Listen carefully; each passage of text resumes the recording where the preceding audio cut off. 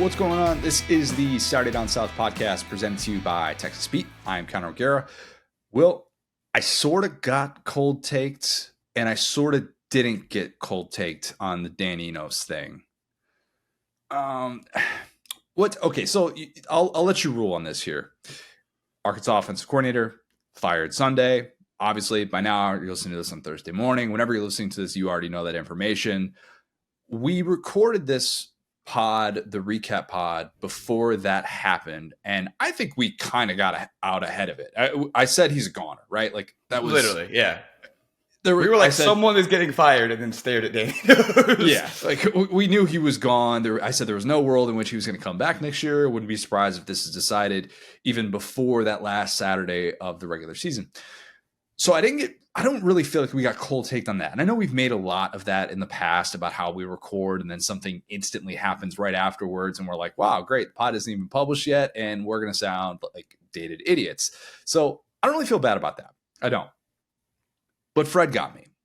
Fred, by the way, runs Old Takes Exposed. Florida grad. Mm-hmm. Had him on the show.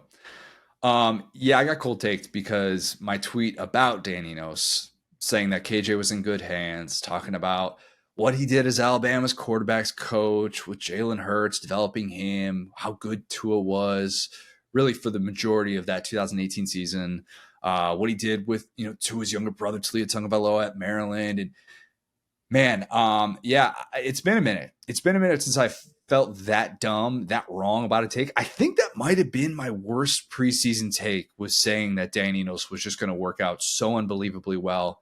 And then he got 8 games.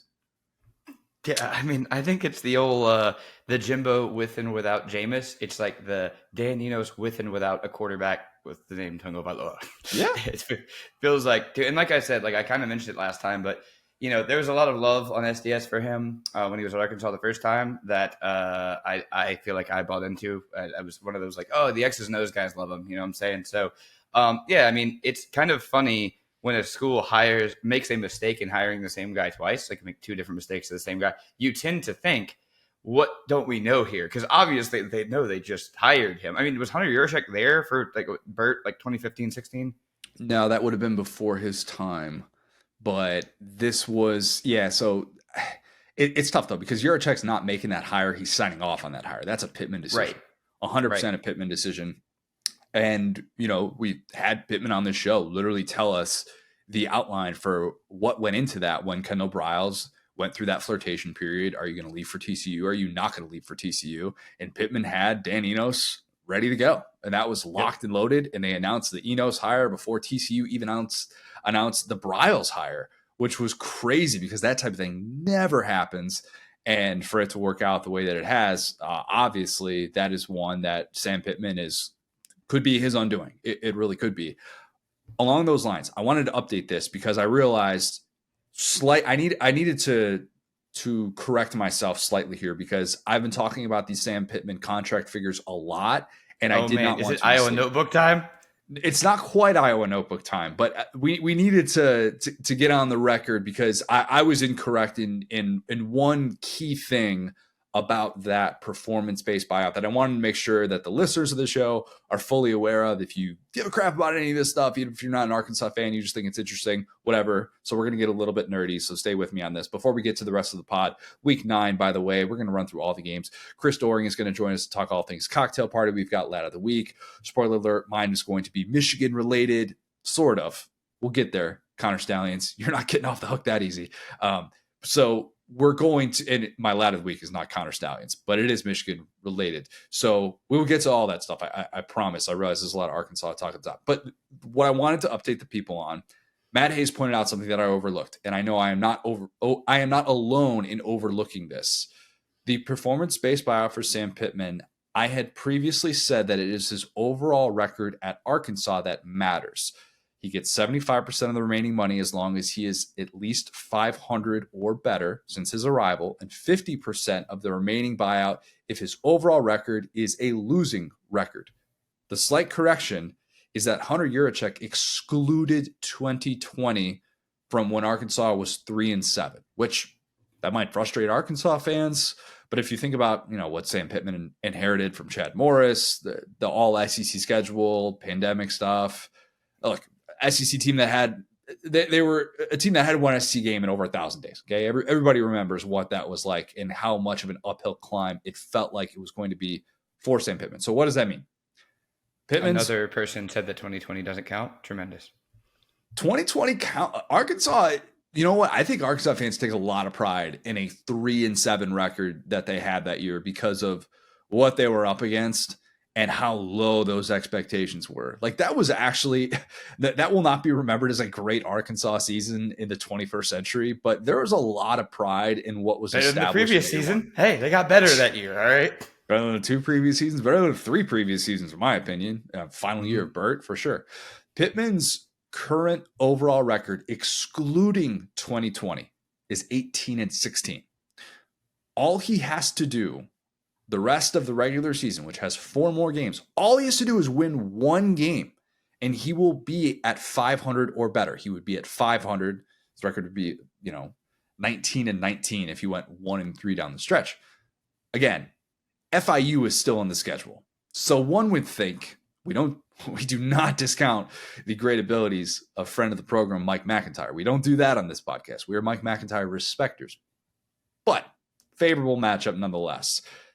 If they lose the next 3, and if that FIU loss does happen, my guess is that Pittman would be fired before that Mizzou game. Oh, really? Yeah, that's the lead here is all he has to do is beat FIU. It's going 0-4 would equate to a loss to not only Florida, Auburn, Mizzou, but also FIU. So as funny as what you just said is so accurate. It's like if you're rooting for Sam Pittman to get fired, you're actually like you have losses that just got taken off the board. Right. So and where that is, I don't think it's FIU is going to make or break his job, but in terms of the buyout, that's the significant part of it. It is actually at $16.575 million if he is at 500 or better. If he is below that mark at the time of the firing, it is $11.05 million. So it's still, again, like a difference of about $5 million. It wasn't like we were way off on our figures or anything like that. But the record with excluding 2020 is the big takeaway that we needed to be reminded of this week, especially as this discussion heats up. And I know Arkansas is on bye, so this feels probably like a bit of a stray after the weekend that was where they just took it on the chin from everybody. But you are now aware of what these figures are and what could prevent Arkansas from having to pay that $16.5 million as opposed to the $11 million and change, essentially is what it'll come down to be. Okay, we're clear on that, though. Everybody's good? Mm-hmm. We're good? We can talk about some actual football instead of coaches getting fired, which is not my favorite thing in the world, but we got to do it. It's part of the job. Is there a Walmart rollback savings sticker on Sam Pittman's contract? There's not. There's not. And you know what? In this day and age, I think a lot of people are just numb to buyouts anyways. It's not their money. It's not the students' money. It's rich people paying for buyouts. So You know what?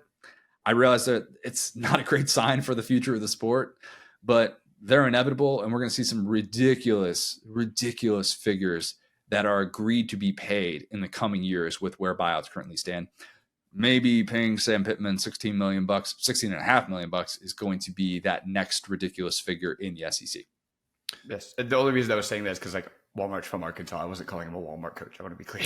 True. Got a whole lot of Walmart all over that stadium. Whole lot of Walmart. Yeah.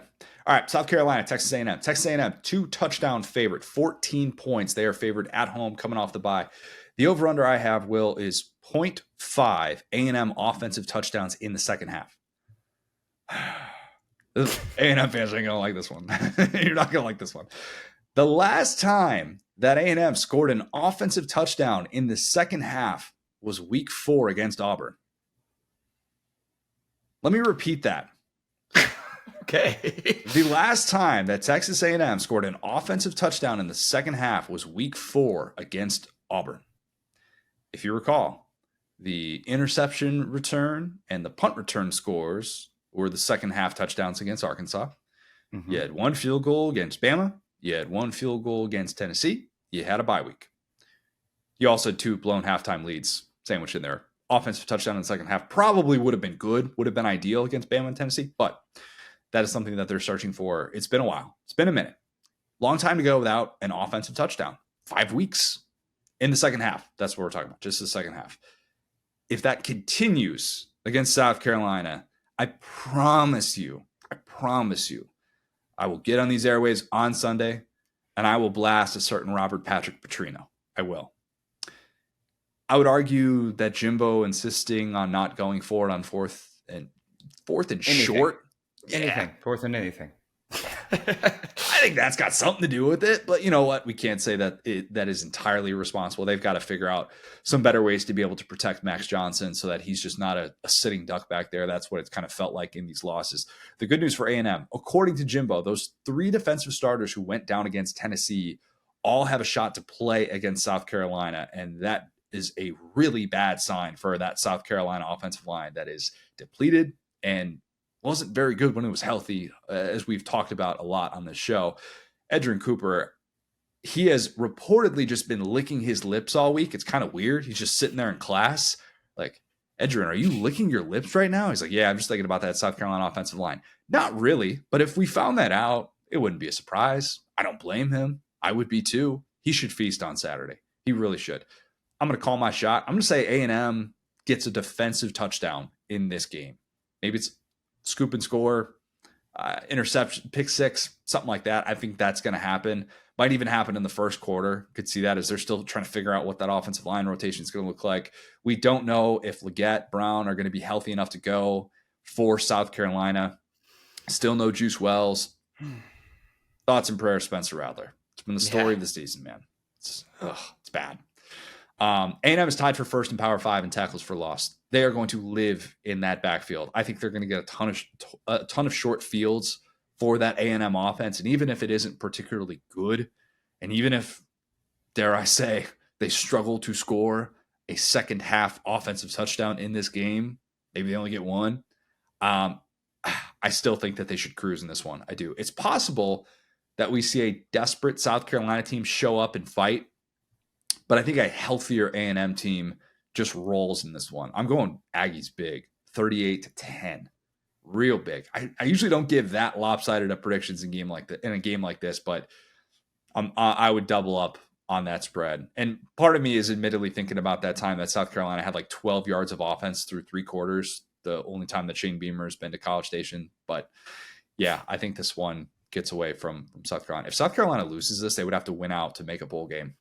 That would be 2-6, depending on how banged up they are. I won't rule that out yet. I won't. And I know I'm dumb. And people are saying, Connor, you're an idiot. Where'd that come from, man? Look, all 4 of their final games are at home, Will.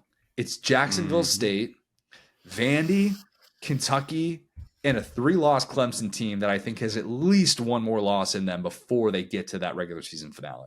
So, oh, no. We could That's get... a kind of, oh, no. I mean, just saying, they could be favored in those 3 games. They should be favored in those 3 games leading up to Clemson. Kentucky fans are saying, how could South Carolina possibly be favored? They've only won 2 games.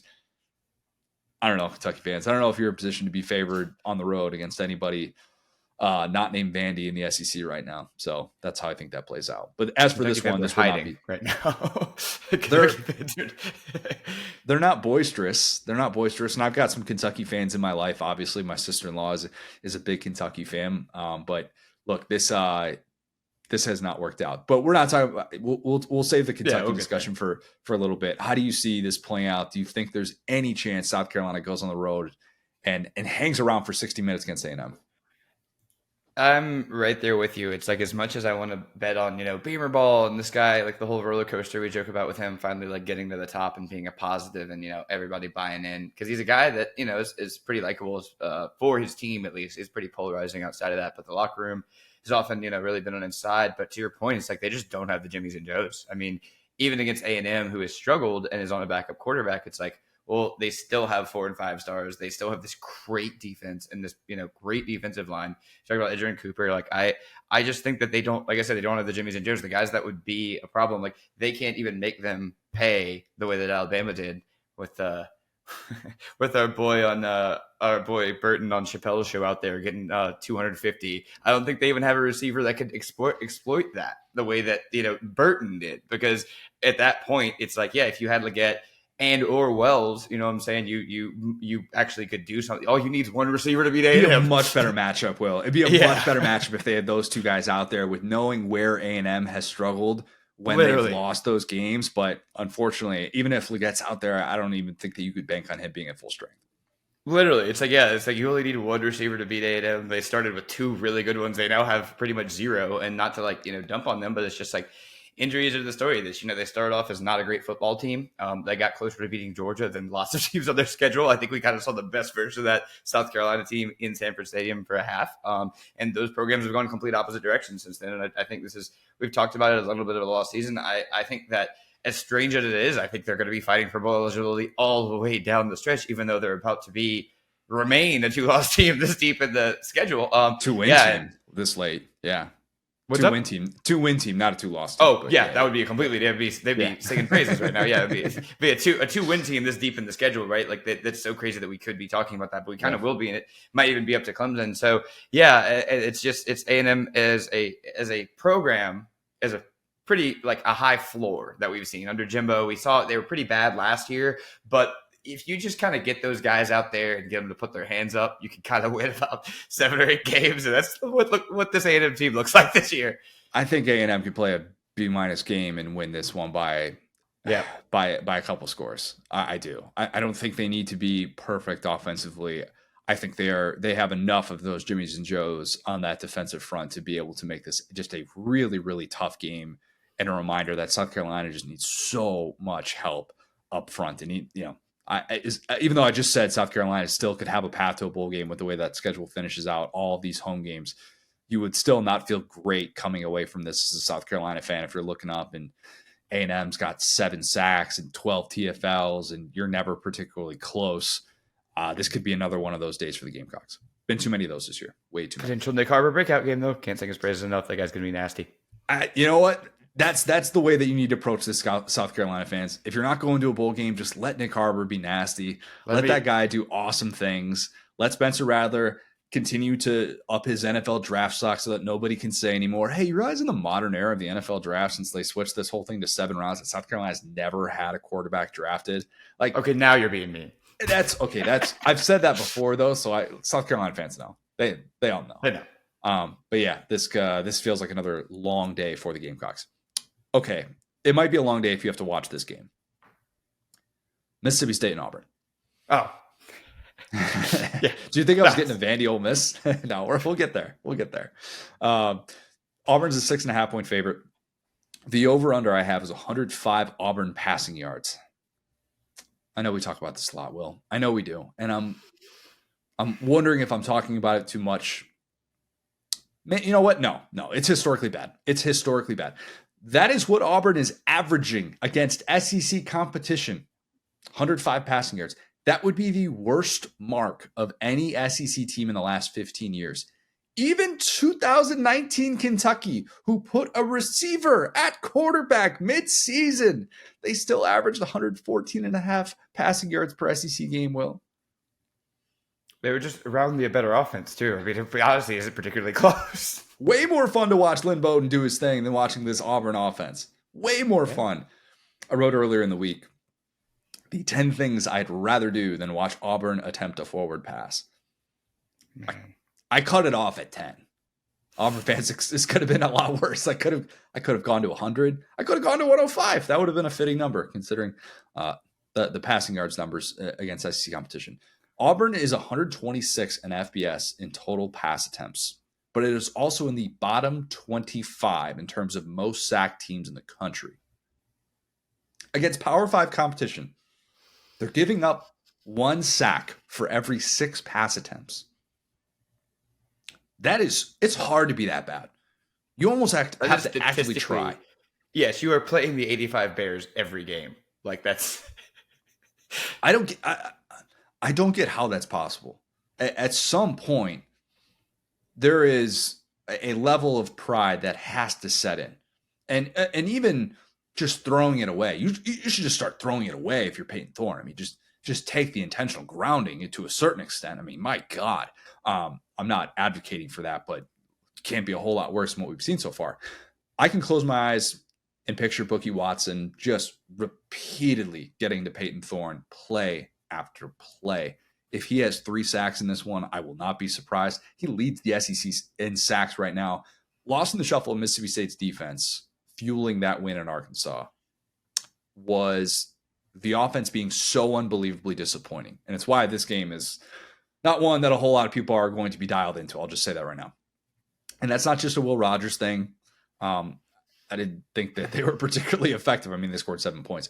They weren't very effective with Mike Wright and a banged up Woody Marks, who I'm assuming he's just going to be banged up the rest of the way. I don't know if every single game he's going to have a rod stuck to his hamstring the way that he did in the Arkansas game. I'm going to have to get used to that, I guess. I don't know.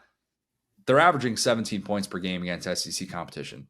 That's the worst. That's even worse than Auburn, which hard to do. Really, really hard to do. 6.5, it feels like a lot of respect shown to an Auburn offense that doesn't deserve it, to say that Auburn is a 6.5 point favorite. But I'm going to give Auburn that respect.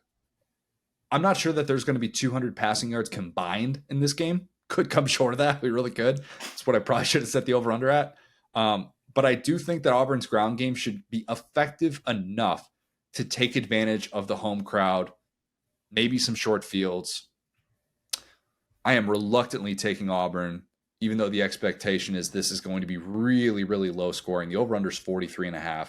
It's not quite at Big Ten West levels, but yeah, it's going to be bad. I'll take Auburn to barely cover and win like 17-7 game.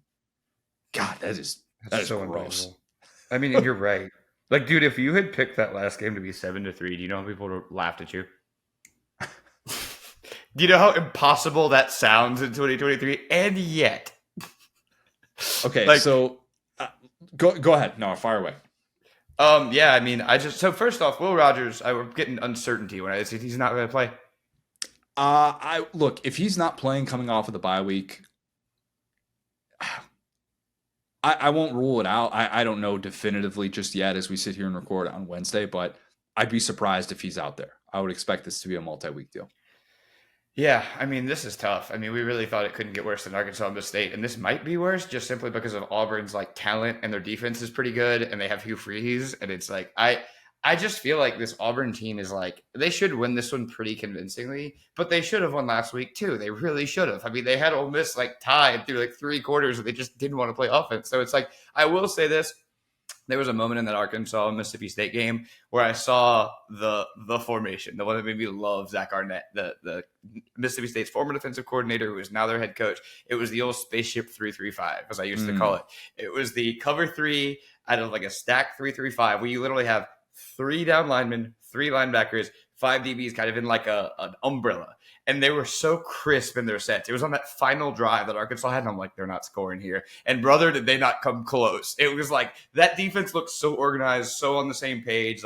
Wish that guy could be my defensive coordinator.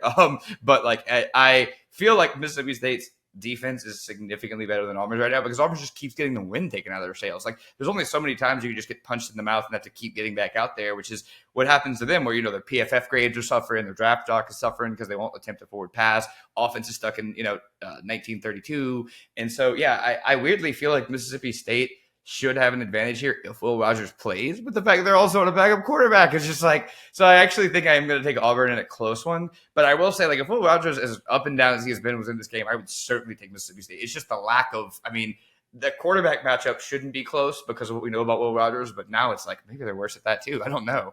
Auburn defensively has been perfectly fine. They just give up points because they're on the field all game. It drives me insane. It's how can you not? You see this group that just you're offense, give us a first down. Just give us 1 first down in the strike. Can we just a rushing attempt? That's not a sack, please. Anything so that we don't have to be on the field for 40 minutes. This game would be a welcome sight, but they have not shown that they could be capable of doing that. Well, I think we need to ask the question. Okay, I don't throw this around lightly. I don't, and we've been doing this podcast for. This is my 7th year of doing this show, and I don't know that I've ever brought this up before as it relates to this matchup, but I think given all the things that we just outlined, I know you know where I'm going. All the things we just outlined about these offenses. Yeah. Could 3-2 happen again? It's been 15 years. I went back, I looked at the box score, I watched all 2 highlights from this game.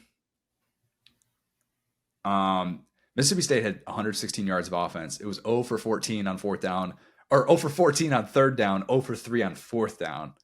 Amazing. Because what do you do when you're over 11 on 3rd down? Go for it. This game, Mark Titus is like the club trillion, like just the zeros across the board, the Tony Snell stat line.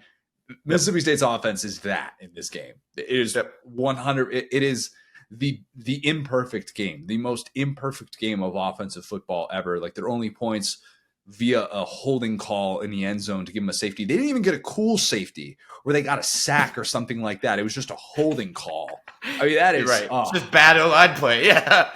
It's unbelievable, man. Who was the starter? Do you remember who the starter was for Mississippi State? I think that was like the Lee/Dylan Farr era. That's a good question. You have to go look that was a period in time. That's one of those like he almost got it. Yeah. But anyway, so yeah, I think that could that happen? I mean, again, it almost happened last week. I want to be clear. I'm still not sure how either of those teams last week scored a point. Auburn, I mean, it's the cool thing about Auburn is you would think their rushing attack is good, but again, Mississippi State's defense is good. And on the Mississippi State side, like I said, they got an injured quarterback and Marks is hurt. So it's like you really have a battle of, I mean, of course, I'm sure this game will be 30-40 now because somebody will they'll just forget to tackle. But yeah, I legitimately think these are the 2 worst offenses, especially without Will Rogers and without Marks. Even worse than last week, the record stayed for a week. That's the crazy part. It involved one of these teams that won the game. If this happens, if 3-2 happens,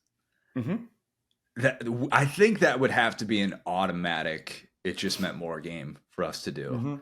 An end of season. It just meant more game. I went the YouTube. I just scrolled the YouTube comments for the 2-minute highlight clip of this game.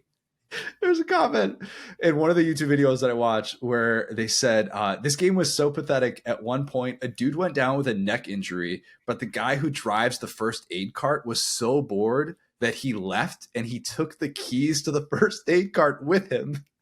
So it took 20 minutes to get someone to the injured player to get him off the field.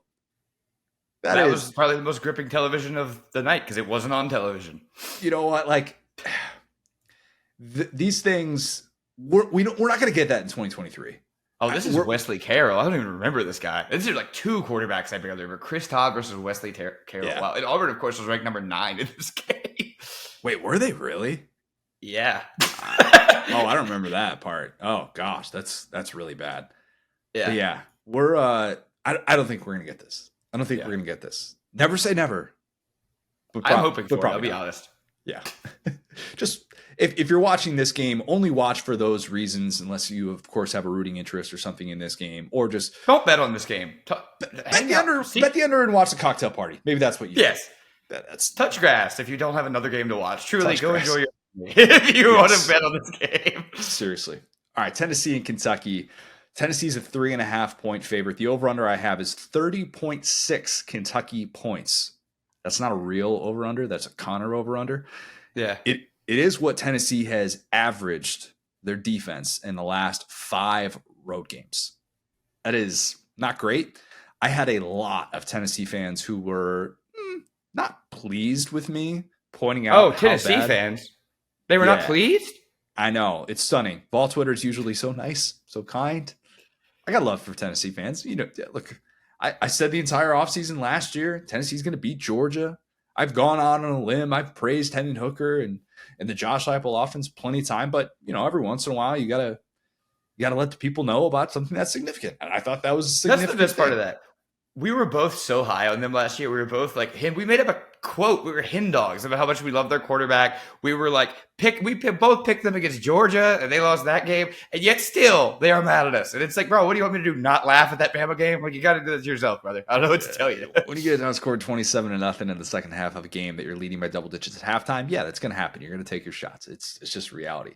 I pointed out that after Tennessee was ranked number 1 in that first playoff poll, they have just not been good in these true road games. 1-4 in those spots. The lone win came against Vandy, allowed, again, 30.6 points per game, allowed 5.5 yards per play, penalized an average of 8 times for 57 yards. Actually, the Bama game was kind of par for the course with what they've been in terms of discipline overall. And I realize there were some penalties that they were frustrated by, but you get what I'm saying. All four of those losses. That's the Josh Heupel way. That happened in the Florida game too. Yeah. Oh, we said the same things after the Florida game. They were even less disciplined against Florida. And again, the officiating in that game, I know that there were calls there that I talked to. I hated that blindside block call in the Florida game, but there was a fight. There was a fight. I hated That's all I'm talking about. The kicked snap. Like, there were weird things that happened in that game. But still, obviously, like Tennessee fans, you can admit your team needs to be more disciplined on the road. And understanding that part of half of that rough skid, the 4 losses, we're talking about Bama and Georgia. Nobody goes into Bama and Georgia and wins. And also, 2 of those games were when Tennessee was a favorite against South Carolina last year and against Florida this year. So you are not considered an elite SEC team unless you can win on the road. That's a very basic thing to say, but it's true. And it helps Tennessee in this game that the team that they're facing on the road just got smashed by 3 scores at home against Mizzou. That's the good news for Tennessee. Not sure that the bye week is going to help that Kentucky passing game. I think Kentucky's going to need its passing game in this one. I realize Kentucky ideally would just come out and have the Florida approach. Ray Davis, 280 rushing yards? Sure. Dial that one up. Let's do the Ray Davis goes off play. Yeah, that would work. That would work really well. Ideally, I'm interested in how Tennessee's front responds. They're coming off a physical game. Obviously, the wheels fell off in the second half against Bama. They couldn't stop the bleeding. It's still a top 25 run defense, though. And I fully expect they are going to get after Devin Leary. I think the Kentucky offensive line has improved. I don't really trust Devin Leary in the pocket right now with where he's at, unless they're getting designed rollouts for him. And it's really high percentage throws. I think he's going to be a sitting duck at times. I think this is a get right spot for Tennessee. I do. And I know I just talked about the road woes and all that stuff. I don't build you up to bring you down. I bring you down to build you up. That's the way that we do it on this podcast.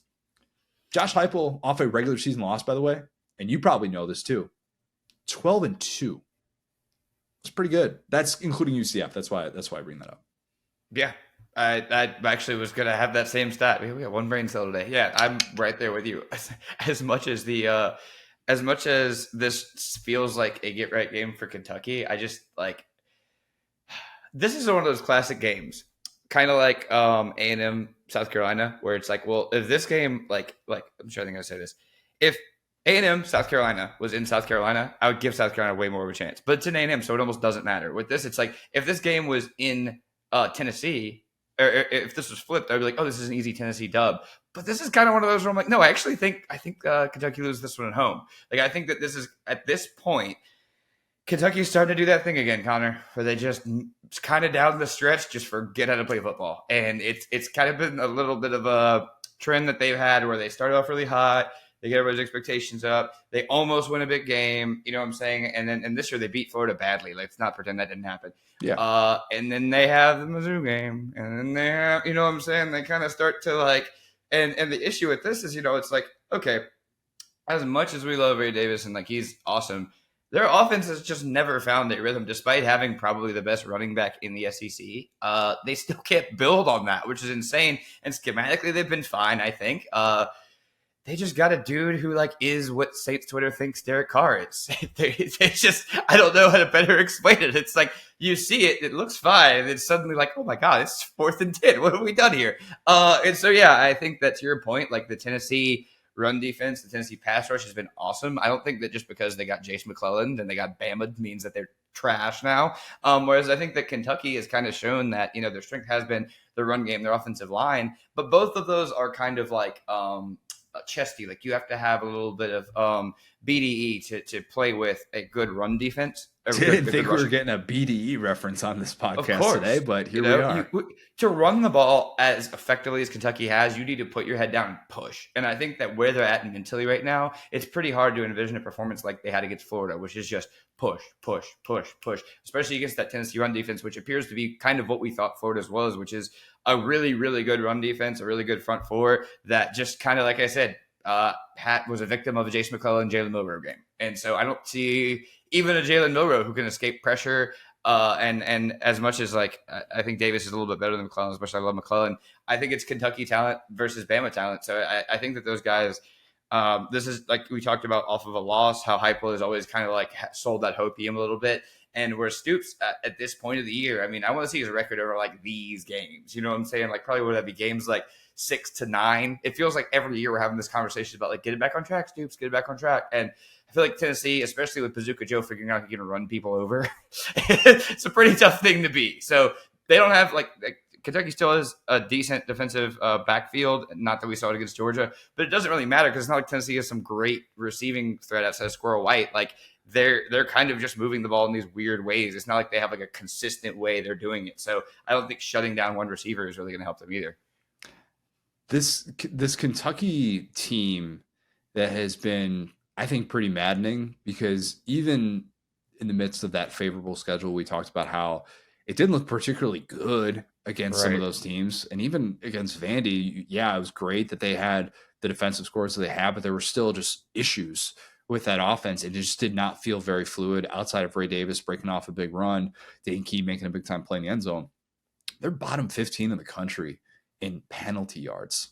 I mean, that is not a Mark Stoops identity. They were top 15 in the country last year. They were one of the least penalized teams in the country. And with an offense that like couldn't snap the football. Yeah, that's a good point. With a group that like is constantly probably just holding left and right because that's all they could probably do. And this group, despite having more expectations, I don't want to say more expectations than last year because it is some good expectations last year too. But man, like it is just so startling to see the amount of issues that a Stoops coach team has this late into the season. And I think that Tennessee is ultimately able to put them in some of those tough spots. Maybe we see some of those tough penalties that put them behind the sticks and we get more, second in 19 because of a holding penalty or something. And you don't really want Devin Leary in those spots right now. I think he'd be a sitting duck back there. James Pierce, I'm going to keep hyping that guy up because he's been so good for Tennessee this year. I'm going to go 27-17. Tennessee wins, and Kentucky is unable to stop the bleeding, even at home, at night, off of the bye week. Yep, that's totally agree. Man, that's telling. All right, Vandy, Ole Miss. Ole Miss, number 12 team in the country, 24.5-point favorite. The over-under I have for this one is 122 Quinshon Judkins rushing yards. Oh, he feels back. That's the one good story of a guy that got healthy throughout the year instead of just getting hit over and over again. Happy to see him looking good. Yeah, and we questioned that. We talked a lot about it. What is this guy going to be down the stretch if he's struggling and he doesn't look like himself early on? Can he use that bye week to his advantage? I think that he has kind of gotten right. Either that or he's just figured out how to play through some pain because he's looked great these last 3 games. That is his average in those contests. Had at least one run of 20 yards in all 3 of those games after he had issues where it just felt like those big plays weren't there, whether that was offensive line, whether that was him pressing, him playing through injury, whatever it was just was not there. I think the offensive line's getting better. I think Vandy very likely without its best player overall, CJ Taylor. This is a feast matchup for Quinshon Judkins. Worth noting, and the reason why I didn't put it even higher than 122, Judkins had his worst game of his career against Vandy last year. We forget that because, and that's just in terms of scrimmage yards. He only had 60 scrimmage yards in this game last year. It was also a weird game because Ole Miss fell behind. They were down 10 late in the first half. And then they had this realization, oh my God, nobody's going to cover Jonathan Mingo? Let's just throw him the ball every single time. 70-yard touchdown. This is a good plan. Talk about sticking to the blueprint. That is the blueprint. That worked out. Didn't necessarily need a whole lot of Judkins in the second half. No Jonathan Mingo this time around. Judkins is still there. I'm going to assume that he's going to run wild against a very depleted Vandy defense that has allowed 6 yards per carry, 201 rushing yards on average against SEC competition. It's been bad for Clark Lee's defense in year 3. It's been really, really bad. Losing here will officially eliminate them from a bowl berth. And I am way, way off of my preseason prediction. I know. I said in the Crystal Ball series, this is my biggest upset. I'm going to have Vandy going into Oxford and beating Ole Miss. No, I'm going so far away from that I'm going to say that Ole Miss wins by 35. They cover 49-14. Ole Miss. Yeesh. Yeah, I mean, to your point, I think Jackson Dart's best quality as a quarterback is seeing when no one is covering a receiver. It's like you could always just tell. He's It's a like, good point. uh-oh. Yeah. Like he throws the ball before they stop covering him. And then you look and you're like, this guy's wide open. How did this happen? That's exactly what happened against Vandy last year. Exactly what's happening against LSU for 2 years. Because they started off just like that last year. And it's like, if you're going to just not cover the receivers, you're going to have a really tough day. If you're going to like play physical, cover the receivers, you can get in a back and forth game like Auburn did. But again, like you talked about Clark Lee, it's like, listen, man, there's a home for you here at LSU football. Just like, just come home, come join. He got extended through 2029. They're not going to get off that kidding. contract anytime soon. But yeah, look, I don't think this is what they had in mind. I definitely don't. After last year, they're so much more competitive. I mean, not just this game, but the fact that obviously they won 2 SEC games last year, 2 games that they weren't supposed to, and they just don't look like they have much of a chance. This feels like year 0 type stuff that we're talking about here, and that is it's a tough sell. It's a really, really tough sell when you're trying to build it up and you're dealing with the big construction, beyond the end zone, all that stuff, and this massive renovation. Not good timing to have this going down right now. Yeah, I'm starting to see this trend, and maybe I'm just like overthinking it, but it feels like a lot of these coaches that have come in and like with a big mess to clean up, like they've had a solid year 1, and their year 2 has been a little bit let down. Sonny Dykes was a great example of that, and Lee might be right there.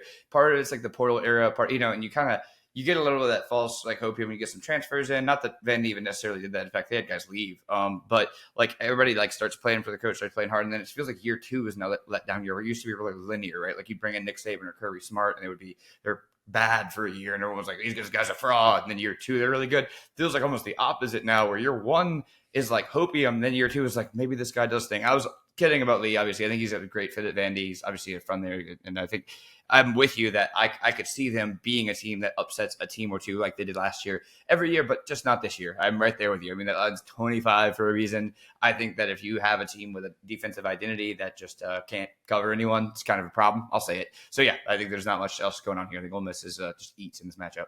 And without CJ Taylor, just sorry. No, not going to happen.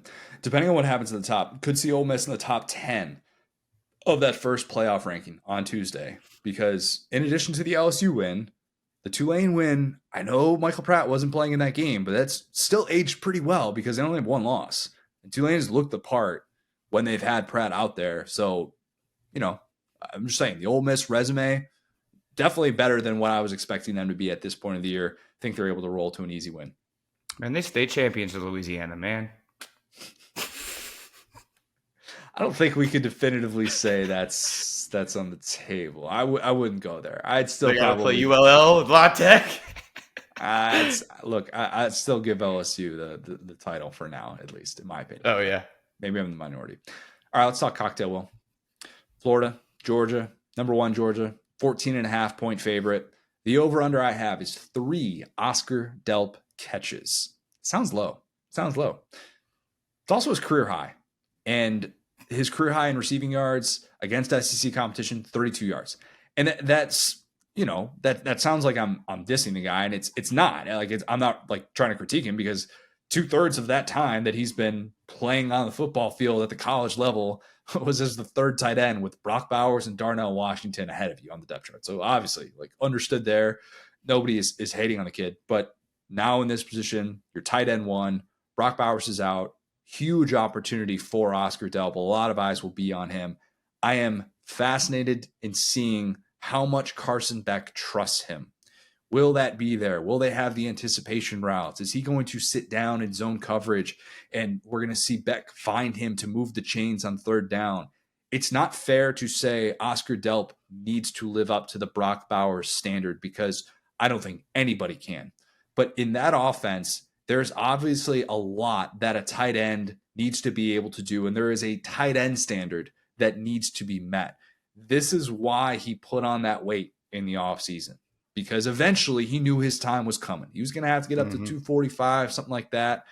You're not out there expected to only be a part of certain packages.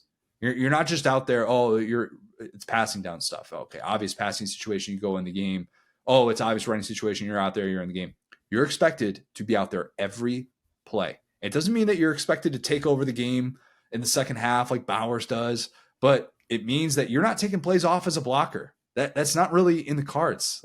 I want to know, does Oscar Delp step up and then can these transfer receivers, you bring in Dom Lovett, you bring in Ra Thomas, it is really easy to forget that both of these guys were leading receivers on SEC teams last year. You didn't come to Georgia to be a leading receiver. You came to Georgia to be a significant contributor of a championship team. That's the goal. Right. Maybe get a little bit of NIL money, but you're doing what you can to try and be a part of something that's bigger than just racking up numbers. Or at least I think that would be a motivation, unless those guys were way misguided. This is a spot in which Kirby's very seldom use of the transfer portal could pay off. It really could. Lovett's coming off the best game of his career. He was great once Bowers went down in that Vandy game. I love the concept that Bobo drew up for him near the goal line, where they motion him into the slot, and it's a little kind of a pick play that they got away with a little bit, but nice little concept, easy pitch and catch with Beck. More of that. Georgia needs more of that. I'm a little surprised he hasn't been more involved in the offense this year. That guy feasted on matchups in single coverage, and I would expect his role to increase now. I think it's taken a little bit for a guy like Ra Thomas to develop that chemistry with Carson Beck, but I think that's going to be on display in a game like this. I think Georgia's pass catchers step up in a Bowerless world. I do. But I don't think Florida makes it easy on Carson Beck in a homecoming game. I still remember that video that Ben Murphy put out. It was, I think it was local Jacksonville news. They put it out back in 2018 when Beck was still a recruit. And he admitted that he named Florida as a leader because he wanted a Georgia offer. And he kind of used Florida a little bit. And that, look, you don't hear a lot of kids admit to that. Plenty of people do it, I'm sure. But hearing somebody come out and admit that, I was like, oh, okay. Probably not going to be too great for him once he has to play Florida in terms of that public perception. Who knows how that's going to be in this game? You know, it depends, obviously. Wow, a kid was playing the same game that coaches play. Oh, how terrible. What a bad young man. Oh, yeah. Coaches will get a commitment from a 4 or 5-star guy and call up a 3-star and be like, hey, bye. But if a kid does it, it's bad. Okay. All right, coaches do it all the time with leverage to try and, get a job, like try and get an extension to be able to stay where they are. James Franklin's never done that in his entire career at all. Or thrown a deep pass. Yeah, that's that either.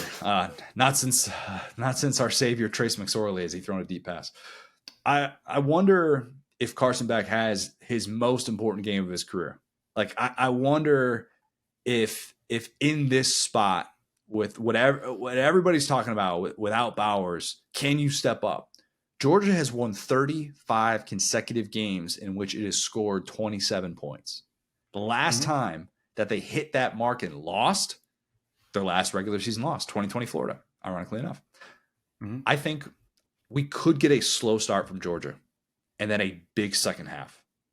That has been kind of the blueprint this year. I think Florida does a really nice job of controlling time of possession. They're getting ETN involved. It's Montrell Johnson as well. They're not turning the football over. But I think they maybe have like a missed 4th down conversion, or they settle for 3 a couple of times. And in the second half, they really wish they had those points back, or, oh man, I wish we had gone for it on 4th down.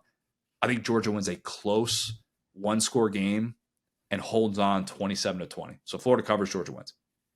So is it Georgia could lose this game and beat Mizzou and still represent the East, right? So here's what's interesting about that. Yes, that is possible. It is worth noting, just in case Florida pulls this off, Gators will be in the driver's seat in the East. That's the thing that nobody is talking about right now, because we're assuming that Georgia is going to win this football game as a 2-touchdown favorite. Nothing is a given in college football, but nobody's talking about the possibility of Florida being in control in the East, because this game, and you still got to travel to LSU, you still got to travel to Mizzou. Gator fans, I would say, don't book any hotels to Atlanta just yet. But man, what a wild thought for this Florida team that has been left for dead at a couple different points of this season.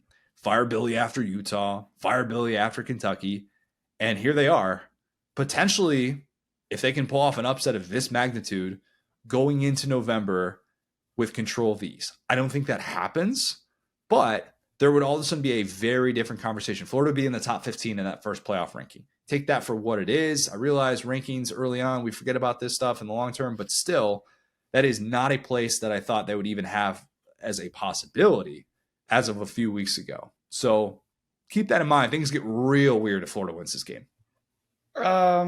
Yeah, but I mean, they would have to go. I mean, 2-0 at LSU and at Mizzou, and then they host FSU. No, well, the FSU game doesn't matter in that regard. It doesn't matter for the conference standings, right? Because I was thinking about so I asked you what the conference standings. You're right. You completely answered that question. I have now changed the subject to. I'm like, damn. I mean, if they beat Georgia, they do that stuff. They're dang near a playoff team. But I think to myself, like, well, yeah, either So I don't know. I mean, the rest of the wins have been Vandy 2 wins, South Carolina by 2, Tennessee win, beating them by 13. Yeah.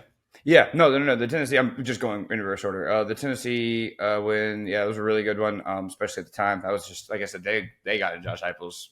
They got his jersey. That was so funny. But yeah, I think that's probably why no one's talking about it, which is that the bulk of their schedule starts right now. So I think that conversation probably starts if they beat Georgia, because even then, still saying if Georgia beats Mizzou, right, and I mean there's their one loss. Like if they lose to Florida, beat Mizzou, they're pretty much done. Whereas I mean. Would it be the weirdest thing in the world if Arkansas pulled it together and beat Florida? Probably not. Would it be the weirdest thing in the world for – I mean, is Arkansas really that much worse than South Carolina? And South Carolina – like, I feel like that's been spun as this massive W for the Florida program. Yeah. Like, that South Carolina team stinks. But the difference – look, the difference is you're playing at the Swamp. Oh, never mind. I mean, that's good point. We're not talking about Florida having to go on the road to face Arkansas or something like that. Like, that's – to me, that's why I didn't even include that game there. We're talking about – the game's away from home. You still have to play Georgia away from home. You're still playing LSU in Death Valley. And you're still playing at Mizzou. Yeah, no, 100%. I think that the big question here is, what do you think about Georgia's basically like gap discipline and ability, like their pass coverage? Let me put it to you like this. So when I say gap discipline, actually that's about more of line of scrimmage. But to beat this Florida team, you pretty much need to cover all their guys for about 5 or 6 seconds every play. What do you think about Georgia's ability to do that? We're going to talk in the interview with Doering about the development of Ricky Pearsall and some of the spots. He's been great. He's been absolutely awesome this year. If there is ever a team in which I would feel like, oh, you know what, over the top coverage with a safety on Ricky Pearsall, I'm actually kind of okay with it. It's Georgia because they have Malachi Starks.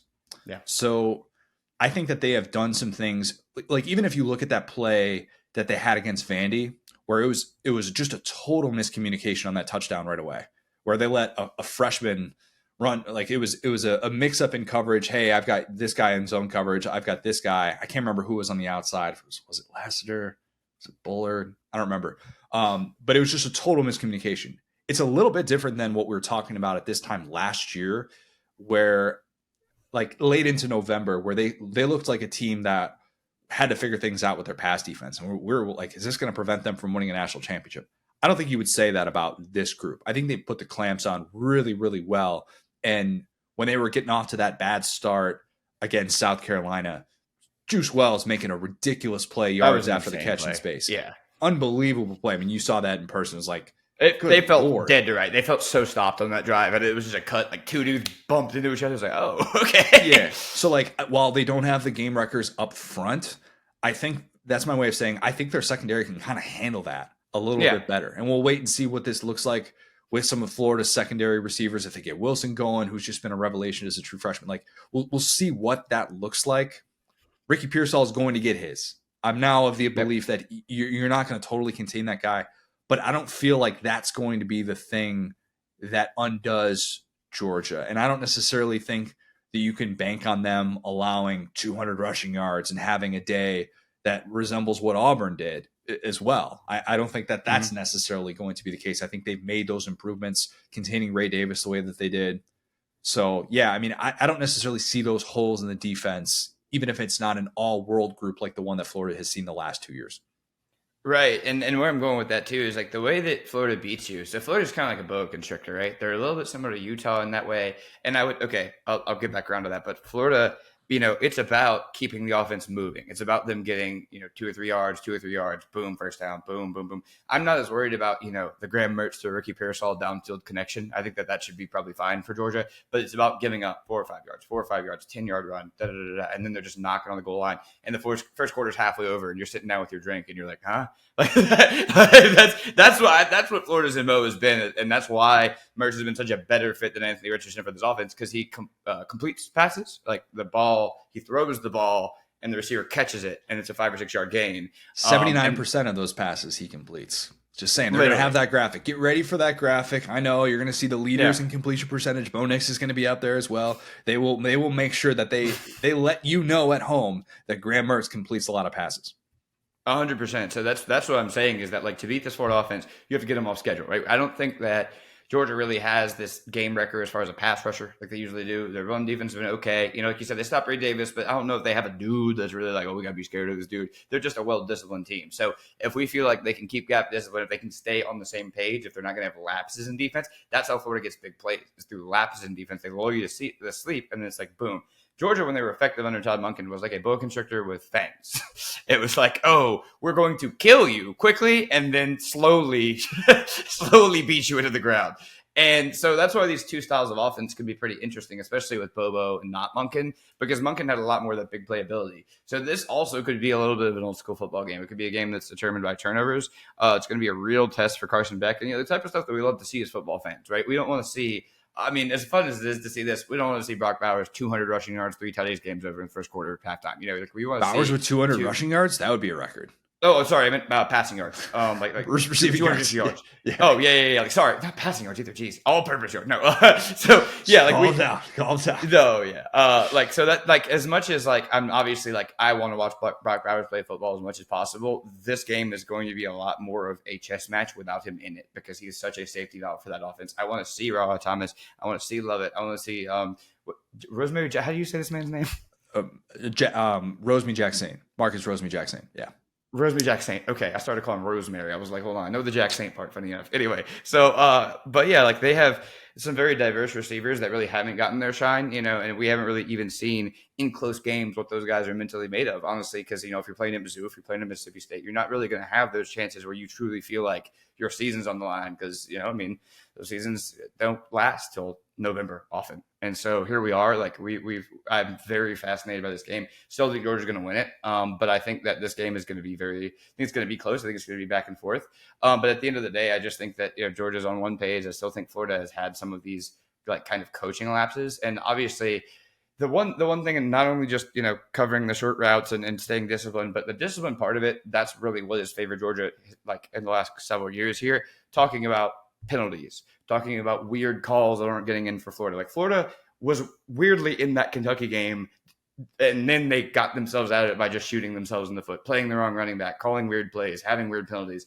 And that's something that Georgia has just vaporized with like the intensity of 1,000 suns. Like if you mess up on Georgia, it doesn't matter if we're up 30, you're getting screamed at by that entire defensive staff. And so point being, I think that this is going to be a really good measuring stick for the coaching staffs. And if Florida can play a mistake-free game, if this dude Graham Mertz, as you all keep telling me is on Twitter, if he's not going to create weird turnovers, if he's going to be able to take chances and trust himself, and being that he's my age and has a mortgage, he can actually say, okay, I'm going to go down the field on this Georgia defense. I think it's going to be back and forth, but I do have Georgia winning by about 7, and hopefully I'm correct. I don't think that like anyone really enjoys blowouts unless they're my team. I hope LSU wins every game by 100, but everybody else, I hope they're really close. This game is fun when it's close. I look forward to this game. It's become one of my favorites since I started covering this conference, and I think this is one of those matchups that we had a vision for it coming into the season, and there was even a vision for it like probably 4 weeks ago.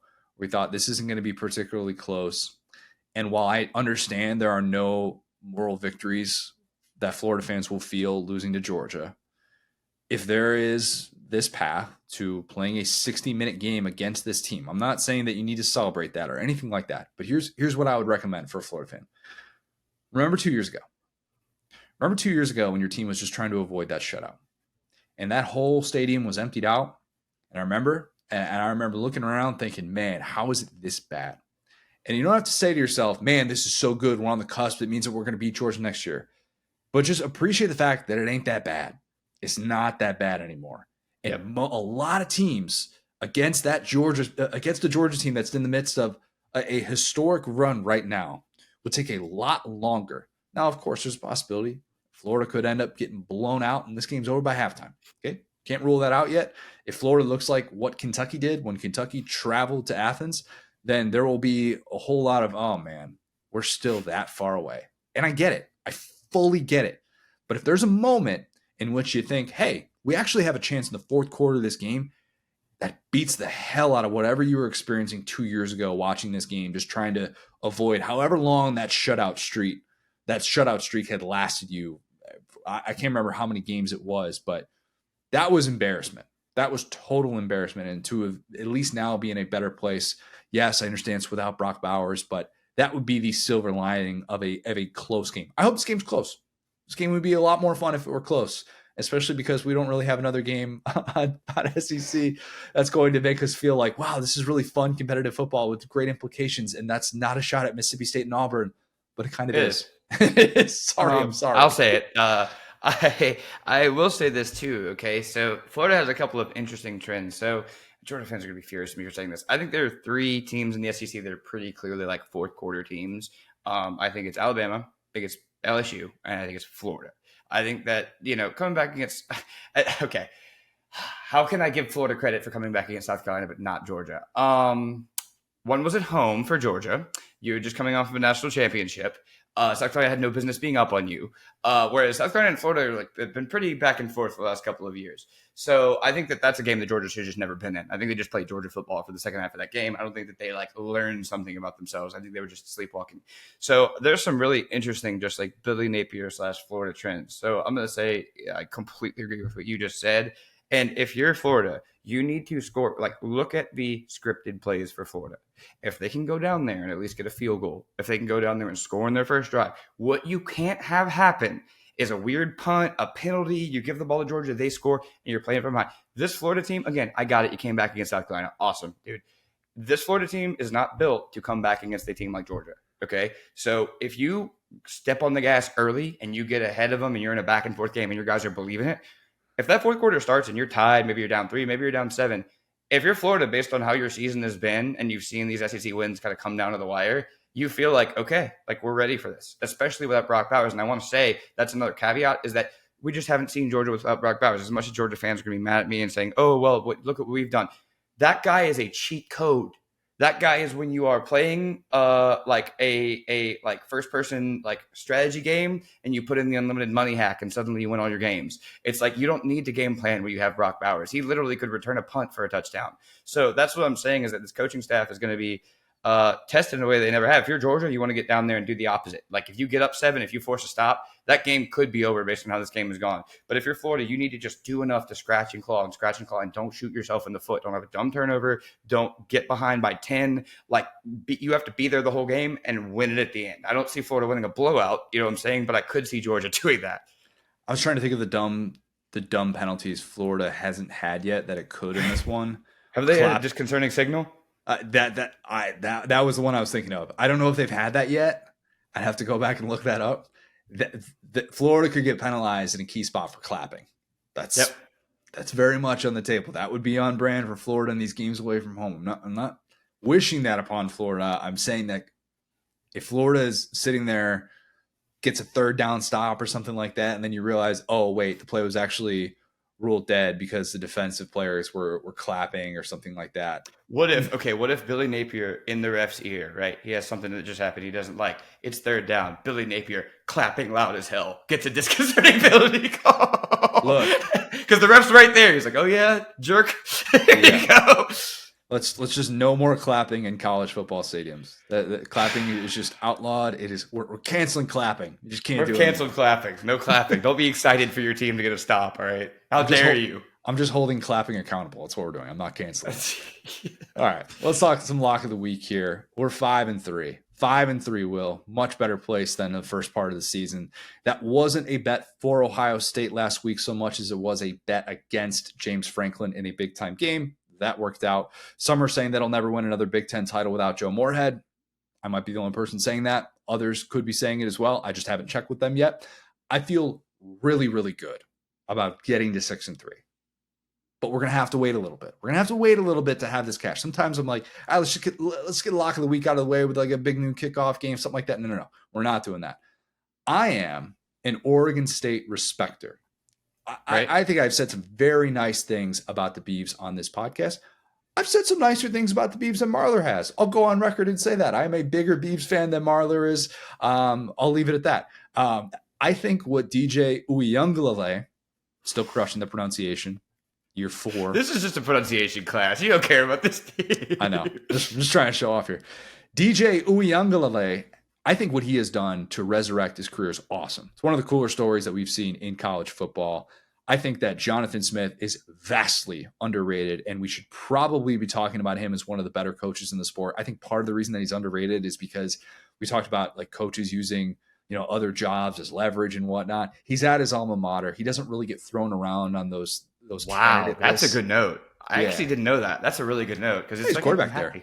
Yeah. That's no facts. That makes a lot of sense. Yeah, I went on Portland radio this week and talked about that. Discussed the Pac-12 the entire time. No big deal. Just versatile here down here in Orlando. What's Portland radio like? They're good dudes. They're really good dudes. They've had me on probably 5 or 6 times over the course of the last couple of years. Super, super nice. Shout out my guy Chad. But I love, even as an Oregon State respecter, I love Arizona getting 3.5 points at home against Oregon State. Jed Fish has those guys playing at such an elite level right now. They just dominated Washington State on the road, which came on the heels of down to the wire games against both USC and Washington. Ever since Noah Fafita came in, that is their quarterback. He's awesome. I know this is a pronunciation masterclass. We're doing it big here. I'm telling you right now, if you are one of those people that likes to stay awake on a Saturday night and you love Pac-12 After Dark, watch this kid. He is so fun. I don't know that he's any bigger than I am, but the plays and throws that this guy is making, man, he is so fun to watch. I think Arizona, coming off of the bye week, I think they cover plus 3.5 against Oregon State. Pac-12 After Dark has been so good this year. It's been awesome. I've been so dialed into it. I think this might just be my way of trying to give myself a little bit of skin in the game. That's what everybody does, though. You lost all your bets on Saturday. Try and get yourself a little bit of money back late at night. This is a good game to do it. Arizona plus 3.5. The thing about Pac-12 After Dark is I had an affinity for it in college when I would go out to the bars or whatever, and I'd come back and it would be on. And since then, I'm not going to say it's overrated, but I feel like people have just made it into such this big thing where a lot of football's been pretty bad, to be honest with you. And you know me, I don't gamble. I'm a dude who's pretty obsessed with the things I'm into, so I try to not gamble because I don't want to be that guy. Nothing wrong with it. I know my limits. So I've just never really been a better on this game at all. And so point being, this year, dude, the matchups have been so incredible because there's 8 good teams in the Pac-12. And so you see Washington versus Arizona State in just an absolute dog fight where there's weird calls. There's you see Caleb. It's there's because you have to have 2 teams in this game, and over half of the conference is good. So you're either going to see a great team play, or you're going to see 2 good teams go at it. And or you're just going to see a team that we thought was good, kind of struggle, which we've seen a ton, obviously with Caleb Williams and with Washington last week. So yeah, I actually have been really dialed into Pac-12 After Dark as well. So yeah, I will trust you. Arizona has been amazing to watch this year, truly. I mean, they played 2 SEC teams and they were in both games. Played 2 SEC? Played 1 SEC team. They played Auburn and Mississippi State, right? Didn't play. Arizona didn't play Auburn this year. Oh, they didn't? Who did they play? You're thinking of Cal. Cal played against them. Oh, my bad. That game ended at 2 a.m. I forgot who was on those helmets. My bad. And the Mississippi State game, different quarterback too. It's I'm talking about a different, basically a different Arizona team. Fafita took over against USC, and ever since then, he's just been absolutely awesome. So yeah, my fault for not remembering that game, but we were both coming in after that with but yeah, their defense has always been good in the times I've seen them. No better tribute to Mike Leach than Pac-12 After Dark being incredible. It's been so good this year. All right, let's kick it to CD. Great discussion with one of my favorite people. We touched on a bunch of Florida-Georgia storylines and some storylines around the SEC. So here is CD. Not excited to be joined by a very special guest. It is the one and only Chris Doering, the youngest looking 50-year-old that I know, at least. I appreciate that. Look, man, I told you, when you turn 50, it's going to be a weird realization for the rest of us. And you are going to be the gold standard, I think, as someone who is 17 years away from it. When was the last time, I was thinking about this, when was the last time that you got carded? It's been a while, man. Yeah, I can't say that I look that young, but I appreciate, that's the best compliment is when somebody asks how old you are and you tell them no way. I don't know if it's authentically, people feeling that way or not, but more for me, it's just the competitiveness of trying to stay as fit as I can, man, as I get older. I used to, one of the hardest things, like when you first get into college, having to go to the workouts and go through the what they do in terms of the group fitness and the running, it's such a pain in the butt, but like it's my favorite part of the day now. Like I would give anything in the NFL. They used to pay you $100 a day to go work out. I wish somebody was paying me $100 a day right now to work out. It'd be great. Wait, what? They used to pay you $100 a day to go work out? In the off season, yeah, you get paid for your off season workouts. So you get I think at one time it was $100, probably more than that now, but it was just you attend the lift and the run, you get $100. That's an NFLPA thing that was negotiated at some point, right? Yeah, for sure. No, I'd say yeah. And the funny part about the preseason too is like, it's the one time you make the same money as everybody else do. I think at the time, I don't remember what it was. It was like $1,200 a week or something for the training camp checks. So then you get into the regular season and there are guys making in a week what you're making for the whole season. But during training camp and the off season, everybody's making the same. Oh yeah, because the in-season paychecks, that's how they do that, right? In the NFL. It's when I was in the league, it was 16 games in a bye week. So you'd have 17 weeks, so 8.5 paychecks you'd get. And some of the guys that I played with were completely out of money by the time the offseason was over. So they, learning how to make it last throughout the season is a challenge. Dude, I feel like I'm pretty good with my money, and that would still be a really hard thing to deal with. It's like, if you go on strike, oh my gosh. Yeah. I mean, here's the thing. It's like going in, I came from a background where my parents, did a lot to try to help teach me financial, just literacy. And that's a funny word to forget. But I think there's a lot of guys that are unprepared for that. And I still had a hard time with it, man. I mean, it's always like, I'll buy this now. The next check will be on the way. We'll be able to, we'll go autograph signing and make some money back, or we'll do an appear, whatever. It's just like constantly feel like that next check's coming until all of a sudden it's not, and then it's over with. So I see why that can happen to guys for sure. Let's talk some cocktail party. I know the only downside. I love that that's back too, by the way. There used to be like everybody was like pussyfooting around, like, oh, we can't call it the world's largest outdoor cocktail party. Now all the venues are selling alcohol. So like it's straight hypocrisy if we're not allowed to call it. It's the greatest nickname of any rivalry game there is. What was the SEC network policy on calling it that, and when did it change? I remember there being a policy. I don't know that it changed. I refuse to call it anything other than that now, and everybody accepts it again. So I'm glad it's back. I used to have, not to throw my editor Chris Wright under the bus, but he used to kind of correct me when I'd throw it in a story or something like that. And I'd be like, at a certain point, I think he just was like, whatever, like who cares? So we're gonna put it in headlines. If people have a problem with it, get mad about something else. Like, but that, don't we have like invitations to real cocktail parties, or like, hey, we're getting together pre-wedding cocktails or something? Like, it's not like it's a bad word. It's not like we didn't left the tail part of it off. I mean, it's not like some like forbidden thing. I don't know why it became such a bad part of things you couldn't say it on TV anymore. It's not like we left the tail off. Oh my God. Yeah, no, look, they're amateur athletes. I don't want to go to one of those parties, by the way. I haven't heard about one of those parties. Haven't gotten an invite. Can't say that I have. But the downside of it, I know for you, like being in this role, you love it. There are so many great things about being able to be there at SEC Network Studios in Charlotte on a Saturday, not being able to be at the world's largest outdoor cocktail party. How many cocktails do you pretend that you have while you're in studio? You know what? I actually never done that before. Maybe that'd be a good exercise to see, how many I could pretend to have during the afternoon and evening. You've been there. You spent a Saturday with us before. You know how long the day is. So even pretend cocktails would probably start to take an effect after 12, 13 hours in the studio. But it's people ask me all the time, like, do you want to do games? I started out calling games initially, and it's fun to be at the games.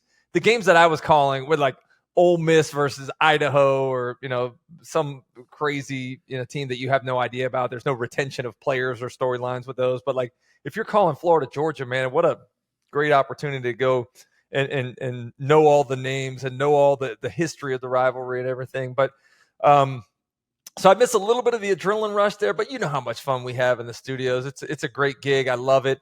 The cocktail party would be one that I would like to go to, just because the events start. You know, I mean, the RV park is starting to fill up probably tomorrow, and Thursday, Danny Warfel has this great Desire Street Ministries charity that they do, and guys from Florida, guys from Georgia. It's like who's of the rivalry, and you get a chance to hang out with those guys. They have a great golf challenge they do on Friday, and then everybody just starts showing up for the whole debacle that it turns into. It's great, man. I missed I don't know if you ever did the have you been to the cocktail party before?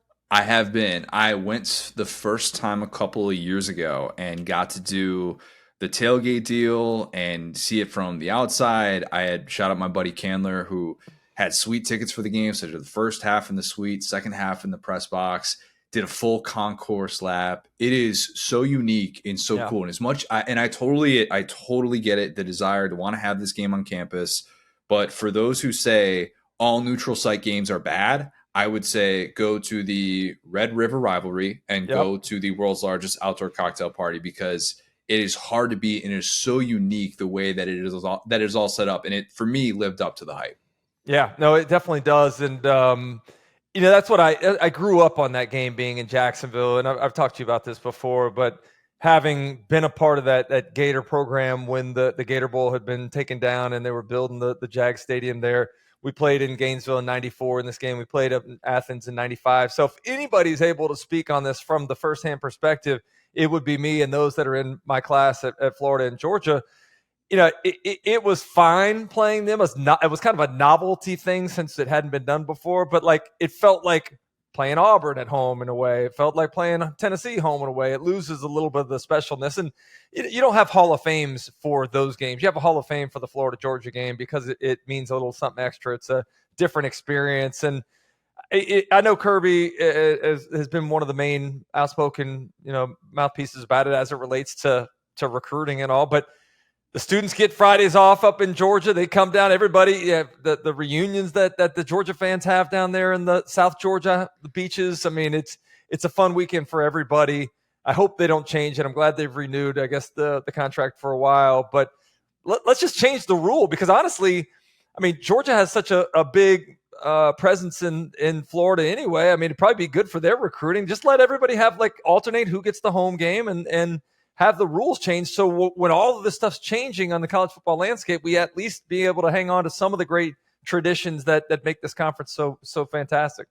Yeah, one of those guys, Carson Beck, Jacksonville native, he's playing in this game on the Georgia side, and somebody that is going to have a lot of eyeballs on him. I'm sure a lot of people are wondering, what's this offense going to look like without Brock Bowers? What is Mike Bobo going to do? Because I don't think you can just assume that Oscar Delp is going to do all the things that Bowers did. I think that there is a specific skill set that he has that will be utilized and can be effective. But if you were Bobo, what sort of changes would you make to this Georgia offense, knowing that the most valuable player, at least the most valuable non-quarterback, I would even include Marvin Harrison in college football, is not going to be out there?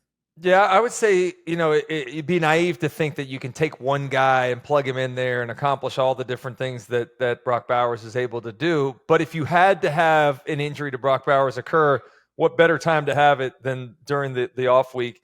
You get a chance to figure out who can kind of pick up the slack. It's like Brock Bowers by committee. You get a piece here from one guy, a piece here from another guy. Who are some of the weapons that create some challenges? It's been interesting watching Dylan Bell kind of be able to play some receiver and running back this year. When you have guys that can do a lot of different things, it allows you to be really creative on offense. And for those, you probably were addressing this early in the season too, but the Georgia fans that were just so outspoken and negative about Mike Bobo not being more creative, not being more aggressive, not scoring more points. I mean, why would you want to have shown anything other than you did during those ball games that you could basically roll the ball out there and win? They did get a chance to play a lot of different players that I think will help, particularly with Bowers being out. But I see your face, and it sounds like you're not in agreement with me. You were one of those outspoken fans that didn't like what was going on.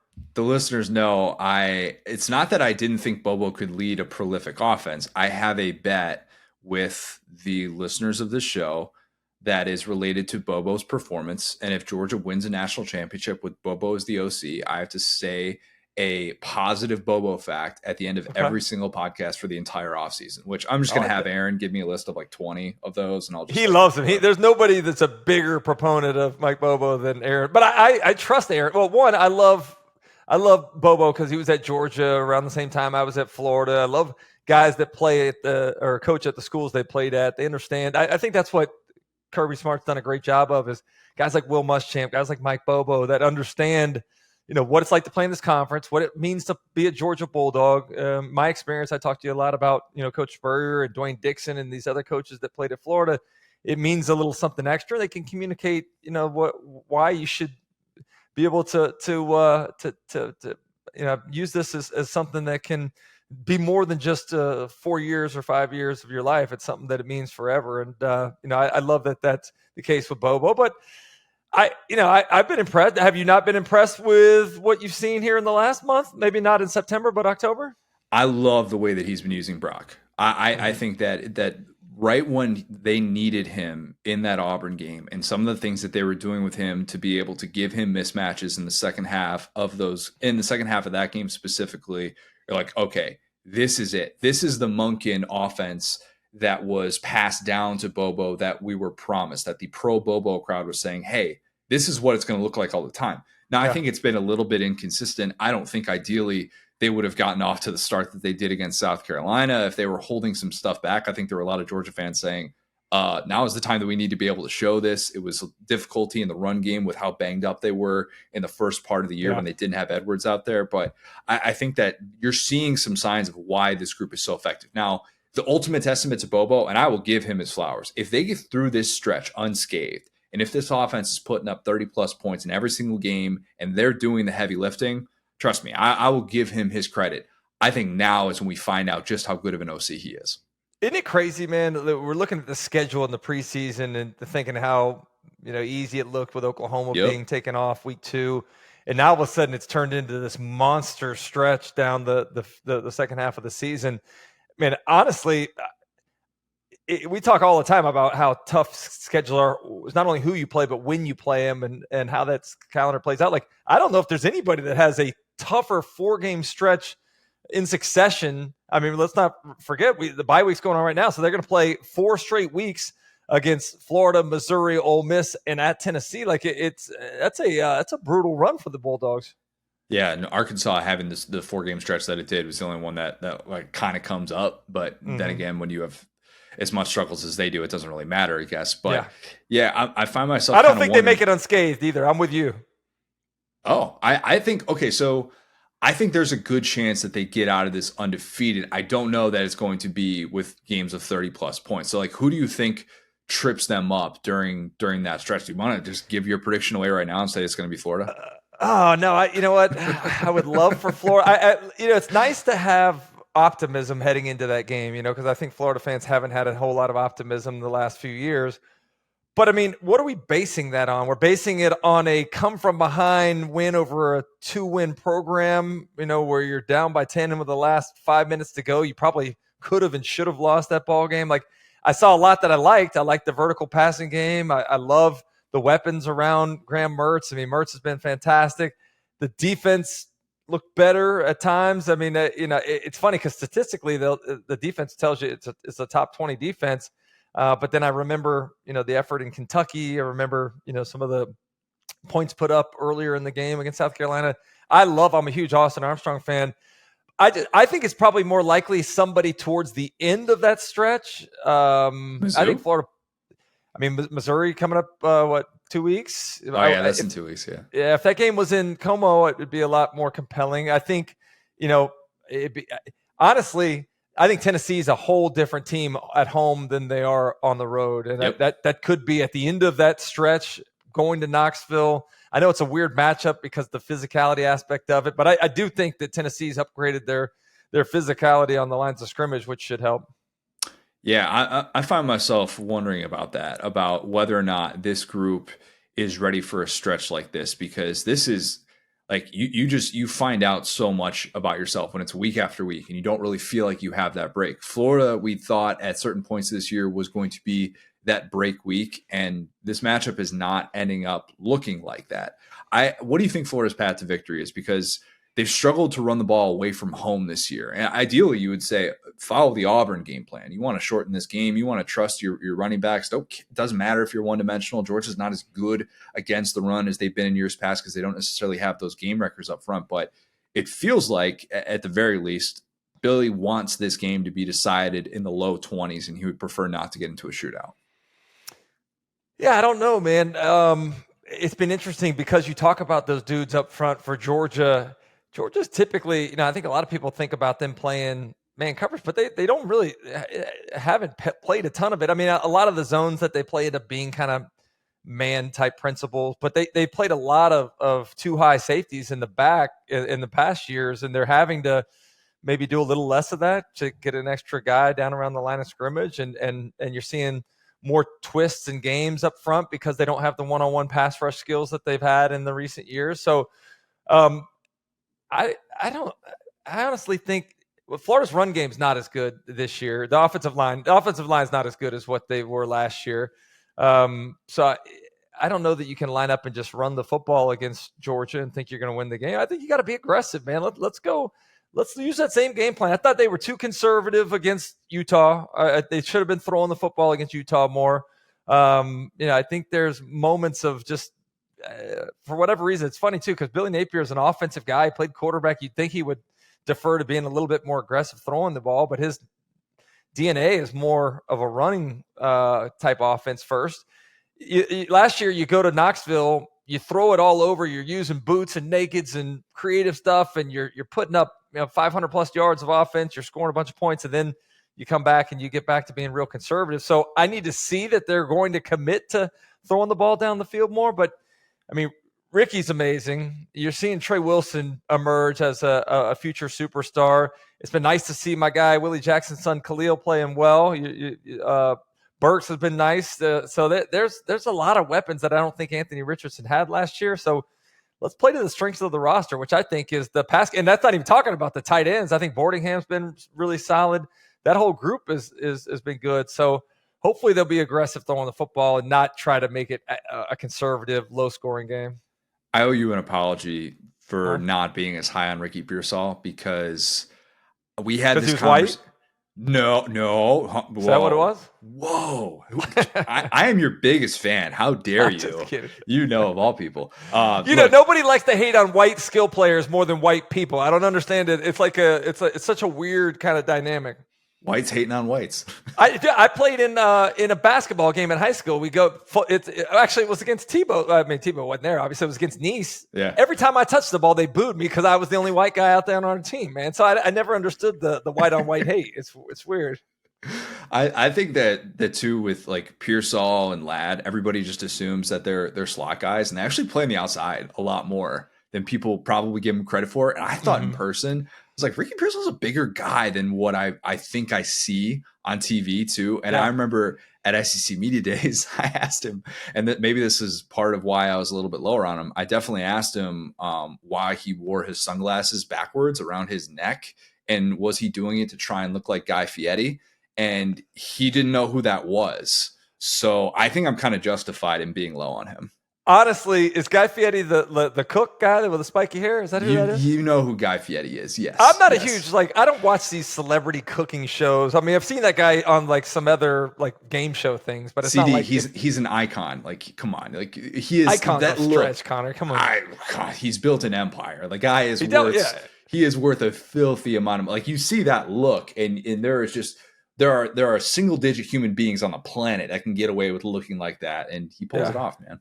I'm with you on that. So you were down on him because he didn't know who Guy Fieri was? Yeah, look. A lot of depth. You got a lot of depth to you, Connor. I know, right? We talk on these shows, and I'm like, what if I had just come on the entire offseason and just come up with that take and not been like, you know what? I actually was really impressed with the things he was doing running around that Florida State game, and all with no receivers around him. He's just out there making plays. Yeah, if I just come on and I'm just like, yeah, you know what? I don't really know that he watches the Food Network very much. Pretty Ricky's got other things to worry about. But he's been awesome. He's so freaking good. And when he made that play in South Carolina, you're thinking to yourself, oh crap, Somebody just Which did play? The fourth down catch or the touchdown? You know what? The fourth down play is a great one too. The touchdown though, like Pearsall's got a touchdown. Could we say that? Will that be a tattoo for infringement? Him? Yeah, it's infringement. Do you have that trademarked? No. Oh, you should. You really? Why don't you? It's been fun with people making the comparisons, and it's ironic. 30 years later, it's kind of cool to he and I were texting with one another, and just he is very, very complimentary, very respectful, very much like me, loves playing for the University of Florida, and it's been cool to kind of make that connection here the last couple weeks. Let's get nerdy a little bit. Pierce, I know I was just saying like Pearsall plays in the outside. He plays in the slot too, but he and Wilson have both been pretty interchangeable in the slot with the way that they've been used. We're watching Luther Burden take off his transition into playing in the slot. Malik Neighbors plays a ton there. Xavier Legette plays a lot there. Even Brian Thomas Jr., who prototypical outside dude, big physical guy. I think that's old. I think that's outdated. I don't think they're like the idea of you can only play one. I played all of them, and really, the more you can do, the more opportunity you have, one, to be on the field, and two, to be able to use in a lot of different ways. I've been on teams where guys were just strictly an X. They just were split in guys. But, if you can now, the ability to move people around, to change matchups, the ability, like I thought that Sark, what Sark did at Alabama with that group, Devontae Smith, like moving guys, stack release, switch releases, the different ways that to me is what modern football is. And if you want to be a great receiver nowadays, you got to be able to play all over.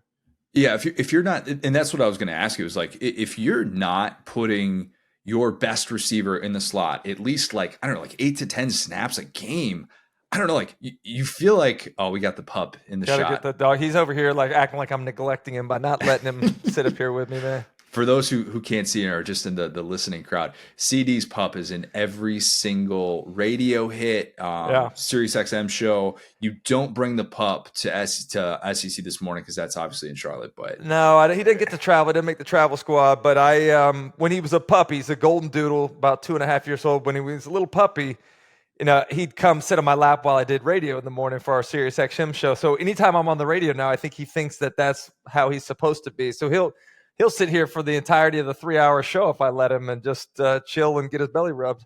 I don't blame him. It's smart. Not a bad gig. Yeah. Yeah, seriously.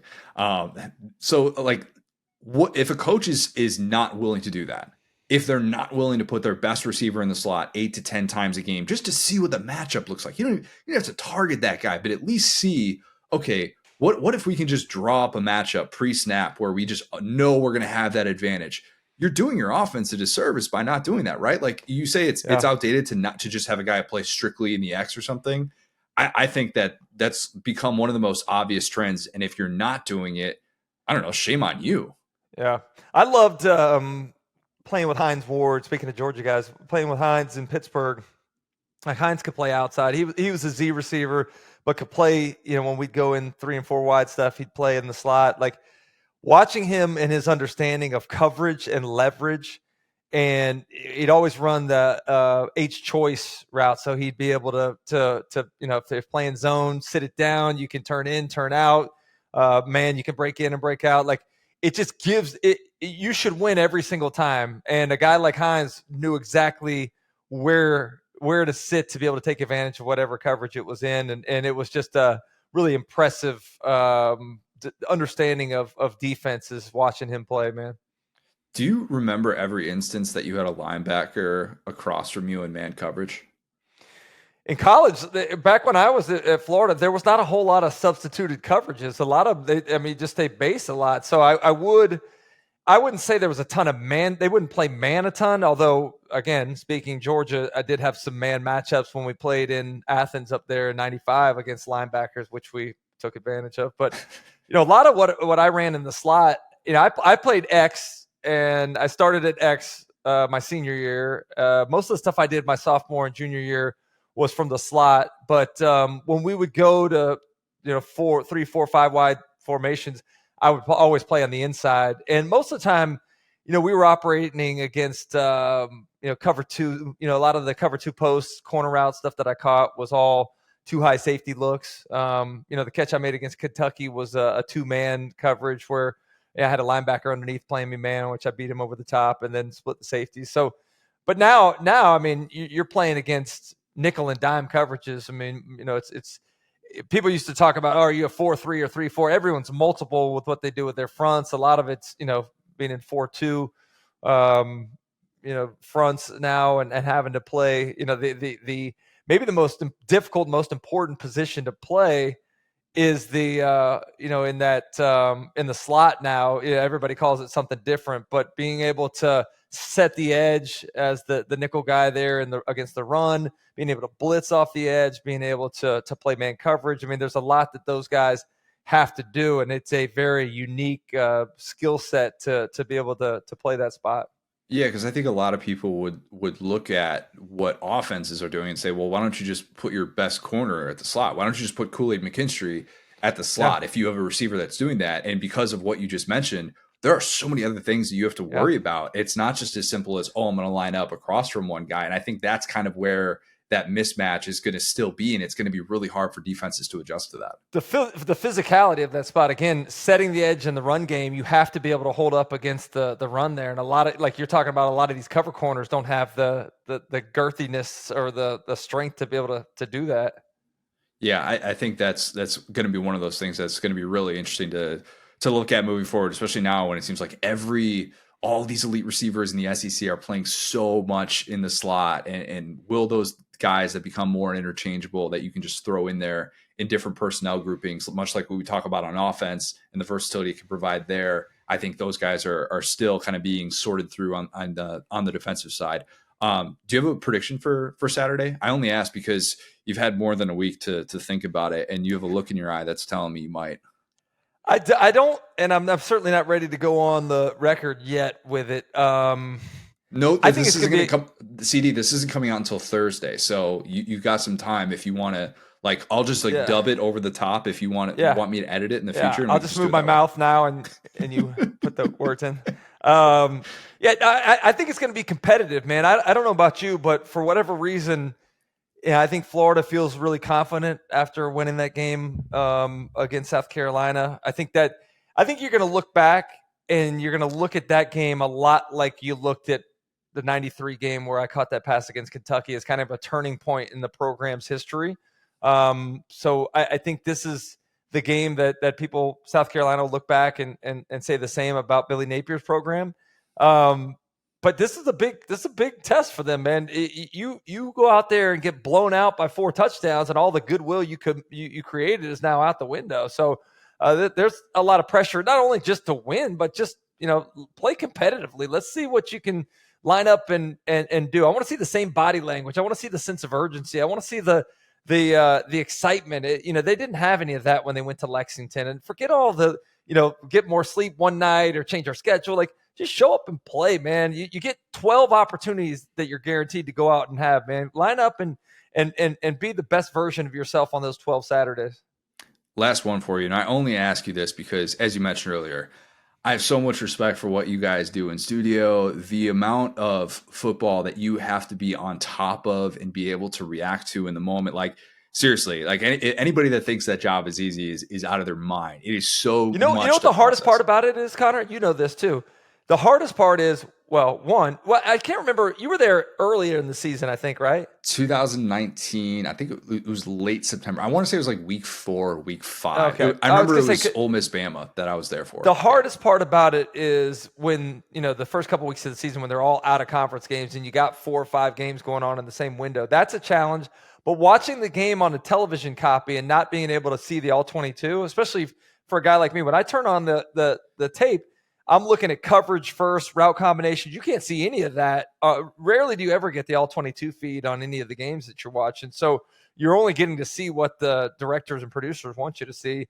That, to me, is one of the hardest things to be able to, all right, what were they doing here that created this issue for the secondary? What kind of coverage were they in? What kind, those are the things that I wish that we had the ability to see more of, to be able to talk more knowledgeably in the moment, instead of, I spend every Sunday in my hotel being able, having to go through and watch all these tapes over again. I can't really bring any of that back until Friday the next week. And a lot of times we're looking to the next Saturday instead of looking in review by that time. So I do wish we had a better opportunity to look at what, I think that's what Roman and Cole are doing on Read and React. That's a great way to see some of it. But honestly, in the moment, I'd love to be able to see the All-22 to have a little bit more of a understanding of what's happening schematically. Correct me if I'm wrong. Doesn't Chizik sneak away for about an hour or an hour and a half to look at some All-22 type stuff? When he would do that before you guys would go on live on afterwards on Saturday night, like wasn't he, when he would sneak off and like he's like watching extra stuff that he didn't see live? Yeah, like, he had some process. It wasn't the All-22. Like there's a out where in the screening area where you got all your PAs and everybody that are cutting highlights and stuff. We'll go out there. If we see something, we'll try to go out there. All right, let me take a look at this. But really, we don't have any of the All-22 feeds. There was a time that we got some of the All-22 feeds that would come in through the trucks, but we don't really get those anymore. There's a limited number of things that they can bring in now. So it's not the same. But it's hard because, again, if we break away to go out there to try to put a breakdown together of what Alabama's offense is doing against Tennessee, now I'm missing the rest of the other games that are going on. So it's a double-edged sword to some degree, man. Okay, so I say that all because I have great respect for what you do, and I couldn't. Here comes here it comes. I can see it. Week one, you had a moment in which I think you realized you were going to have to talk about Nick Emanwuri getting hurt. And I'm pretty sure I brutalized his name, didn't I? Dude, I think you said, and I'm going to explain because I think I want to know if I have what was going on in your brain correct. Yeah. I think you realize, oh crap, like I know this guy's name, but in the heat of the moment when you're live and you're on air, sometimes stuff just slips. And it happens to me even when I pre-record stuff. Mm-hmm. It happens. I'm pretty sure what came out of your mouth was Nick Emanwuri. And I know what happened. Your brain had the start of his name correctly, but then you've seen all this coverage about Victor Wembanyama. I can't even say his name on this. And you, for whatever reason, you just merged those two things together, and we got Nick Emanwuri. And I was like, CD doesn't do that. And I noticed when CD does that. Hey, you know what? You know that it is sometimes even the easiest names you'll go blank on, like, oh my God, why can't I think of his name right now? And you talk about pure panic going on. It's a terrible feeling, but you're right, because I was going with his name and then I was trying to visualize it and it just completely lost it. And I tried to not really commit to it, like really just kind of say it like jumbled together. It was a mess. Yeah, that was not good. Dari just Dari just moved right past it. He's the best, right? Dari is the ultimate point guard. Like, I right when I knew that I meant to text you about it earlier, and of course I'm bringing it up right now on live airwaves. But good. Yeah, look, man. You're if so you could have texted me his name accurately, that would have been a win too, because I have no idea how to even spell the thing either. Oh God! All right, so next time when I hear you mess up a name, even just by like a syllable, I'm just gonna text you. I'll just be in your ear. Yeah. I'll be that guy. We need accountability. I want accountability. Okay. I want accountability when I'm like truly wrong. If I'm like mostly right, I don't want accountability. Just let me be right. Here's who likes to bring accountability. Alabama fans, when you've wronged them, and it's amazing for a fan base that's had so much success. Like, they really take it personally if you just pick against them. It's not like I criticized their parents or made some sort of back. I literally just picked against them a couple times, and bro, not only the Twitter hate, but these guys are going on Facebook Messenger. They're going on like somebody got my cell phone. It was like, it's a lot. And then when you're right, like I picked Alabama last week to win double digits by Tennessee. It's crickets, man. I don't get any. There was one Alabama fan that came back and said, "Hey, I want to give Chris Doering credit." Like, very thankful for that. But like, it doesn't happen with other fan bases the way it does with Alabama. I'm sure you've experienced it too. I haven't been in a post-game hype video the way that you have. I don't know if that's a good or bad thing. Is it what? I mean, what are we doing here? Like, is it? There's no such thing as bad press, right? That's what they tell you. I think it's a mostly good thing. I would wear it as a badge of honor. Look, I own my mistakes. I own my wrong calls, probably to a fault. People are like, dude, stop talking about how wrong you are about certain things. And you know what? Like, it's a little bit of a badge of honor. I'll be honest. Like, when I see like Pate or somebody like that in some of these like pregame hype videos, Pate's in like literally every single one. Yeah. It's a bit much. He's kind of getting saturated with his content that way. But like, there are other people that I see sometimes, and I'm like, I don't think that person knows a lick about what they're talking about, and they just got thrown in a pregame hype video. Yeah. And Pate's not one of those people. Josh like knows what he's doing, but like there are other people. I don't know. I think you just need to own it. I'm fine with it. Here's the thing. I honestly, you know this too. You know me. I'm not going to say anything just to try to get a reaction. I don't give a shit about any of that, man. No, I'm trying to like in that moment, I literally was feeling really good about Texas A&M and what they had been doing up front. You know, I felt like, you know, Alabama's offense was having issues, which they have. I mean, everything I said was true, but the way they cut that video to, all right, their offense is better. Oh, here's a shot of their offense not being better. Here's the shot of their defense not being better. Here's a shot of the special teams blocking a kick. Like it was, it couldn't have been more well done. And it was taken. You watch our Friday and Monday shows sometimes. Friday we have a segment called Call Your Shot. So literally, I'm looking into the camera, calling a shot, which the name of the segment is, and the shot was off. But it's only the part, you know, making it look so like I'm just so entrenched in my point of view that it played very well on social media for sure. Hey, look, we all get got every once in a while. I got cold taked hard. I saw you actually you cold taked yourself. You were on. I saw you mentioned that. That was about Dan Enos's offense, right? Yeah, Fred got me pretty good. By the way, Fred is who runs the Old Takes Exposed account, and he's a Florida guy, right? He is a Florida guy. He is a Florida guy. Yes. I'm like sitting there waiting to get salmon at Publix. Almost all of a sudden, my phone starts blowing up, and I'm like, oh god. I knew I had a really bad feeling it was going to happen. I got my Arkansas buddies texting me like, oh, we're all there. You're just the one that got called out for it. It happens, man. It happens. I mean, I have a hard time not defaulting to the positive. Like, you know me, I'm just a glass half full guy, maybe a glass like full guy. And I think everything's always going to work out. I want all these coaches to do great. I mean, inevitably it's a zero-sum league, right? So you're going to have some winners, you're going to have some losers, and coaches are going to come and go, and it's not going to work out. But like that was one that just, it was kind of a head scratcher to me, man. Going from the Kendall Briles offense that you've been running and having, you know, the recruited offense to that style offense and trying to do something different. It was hard to that Saturday against Mississippi State was hard to watch, man. Dude, I was talking to some Arkansas people that were saying, yeah, the worst game I think I've ever been to. And that's saying a lot when you've lived through the Chad Morris years. Like, well, think about that. It felt to me a lot like those home losses to North Texas, to Western Kentucky, to San Jose State. Like those were games that you felt just apathy. And apathy is the worst emotion that you can have because at that point in time, it's over with. And I hope that the fan base is not there yet with Sam Pittman. I hope that this was a way to kind of insulate himself a little bit, but man, they need to finish up strong here the last month of the season. Hey, I couldn't agree more. It's going to be an interesting time. CD, you're the best, man. We'll do this again soon. Yeah, for sure, man. Love it. Thanks for having me, Connor. All right, lad of the week. You want to start?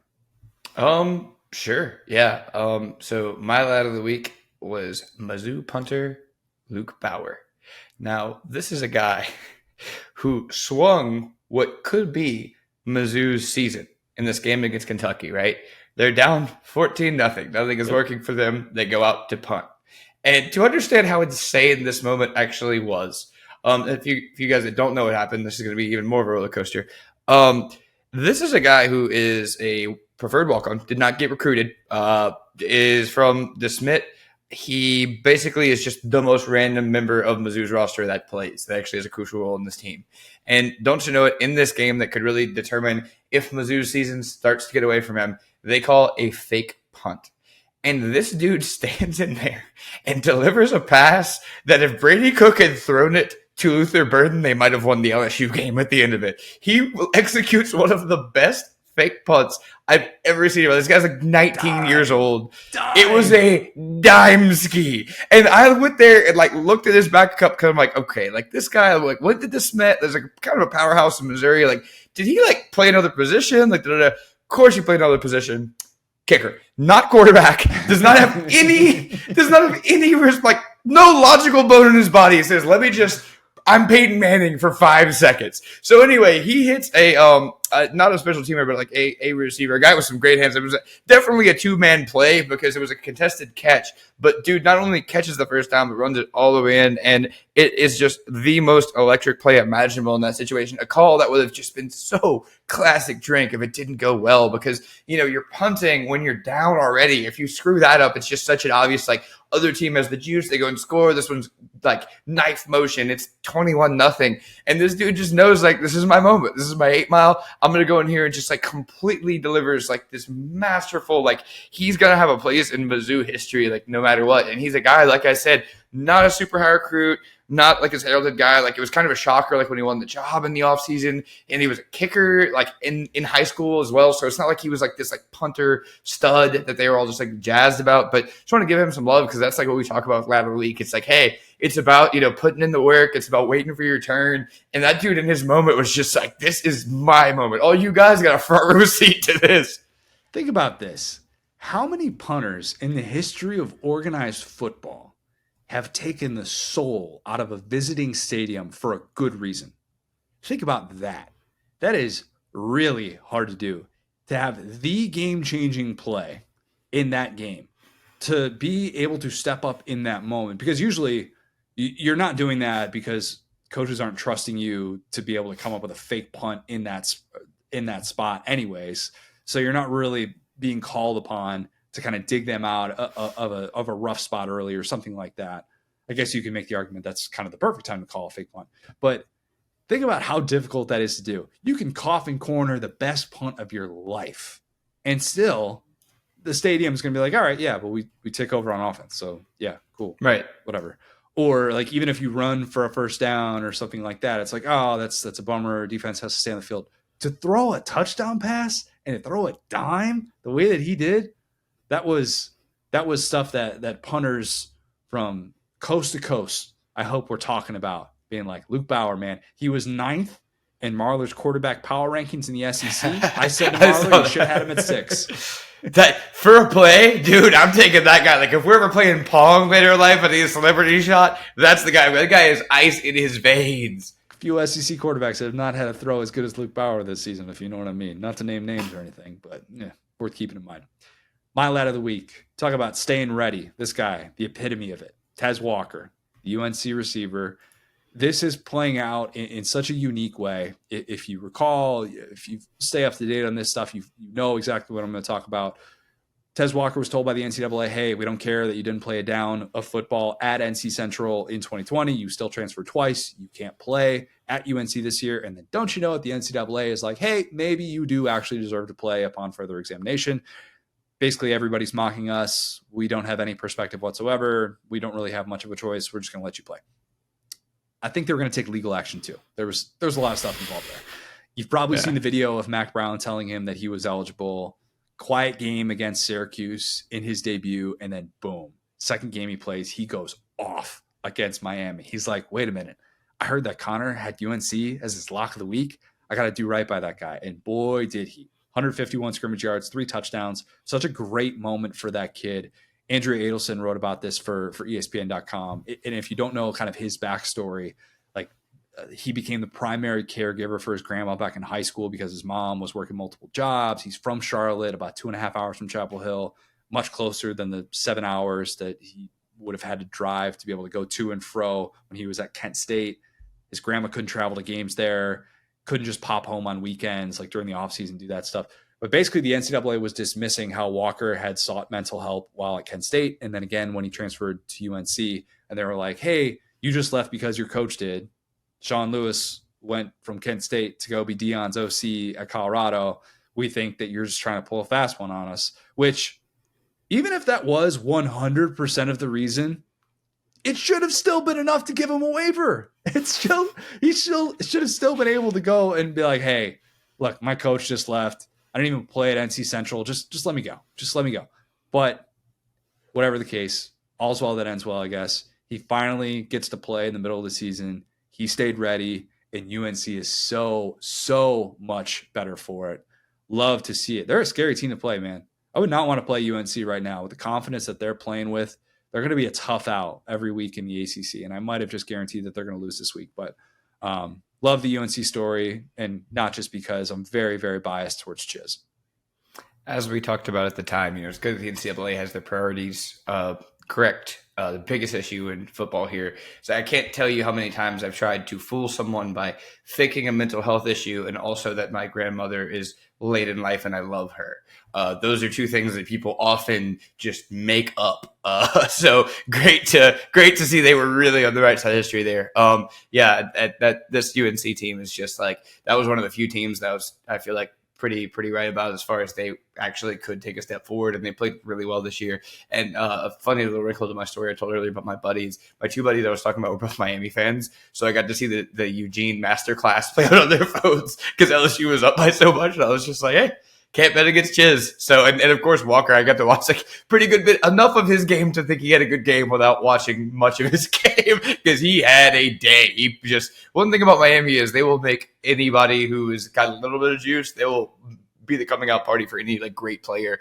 So yeah, I mean, it's a great day for them. And like UNC football fans have been through a ton, and to start off this year and have this guy we kind of knew in the preseason when you brought it up and kind of started out, he probably was slated to be their best receiver coming into the year. And we saw that. Definitely. Yeah. I think that there are a lot of people looking at that ACC championship going, hey, maybe UNC is the team that could surprise a Florida State in that spot. And they're looking like a more and more complete team, obviously with Walker being able to play, and Drake May playing a lot better lately too. It's kind of weird to think about. South Carolina actually looks pretty good against Drake May in that opener, and the guys that South Carolina has since made look good, Graham Mertz and Will Rogers throwing for over 400 yards in their building. I guess South Carolina should feel really good about not getting totally dominated by Drake May and actually forcing him into some turnovers. Albeit, I see what you're saying. Like their defense, that was like the best. Well, yeah, the first half against Georgia, and then like that game, it's like their defense just ran out of gas like at halftime in Sanford Stadium. Definitely feels like that. If you have not, leave us a 5-star review. Subscribe to our YouTube channel where you can watch every episode of the Saturday Down South podcast, which is presented by Texas Pete. Follow us on the app formerly known as Twitter at the SDS Pod, at Sat Down South, at CJ O'Gara, at Go So Hard. Thanks, guys. Talk soon.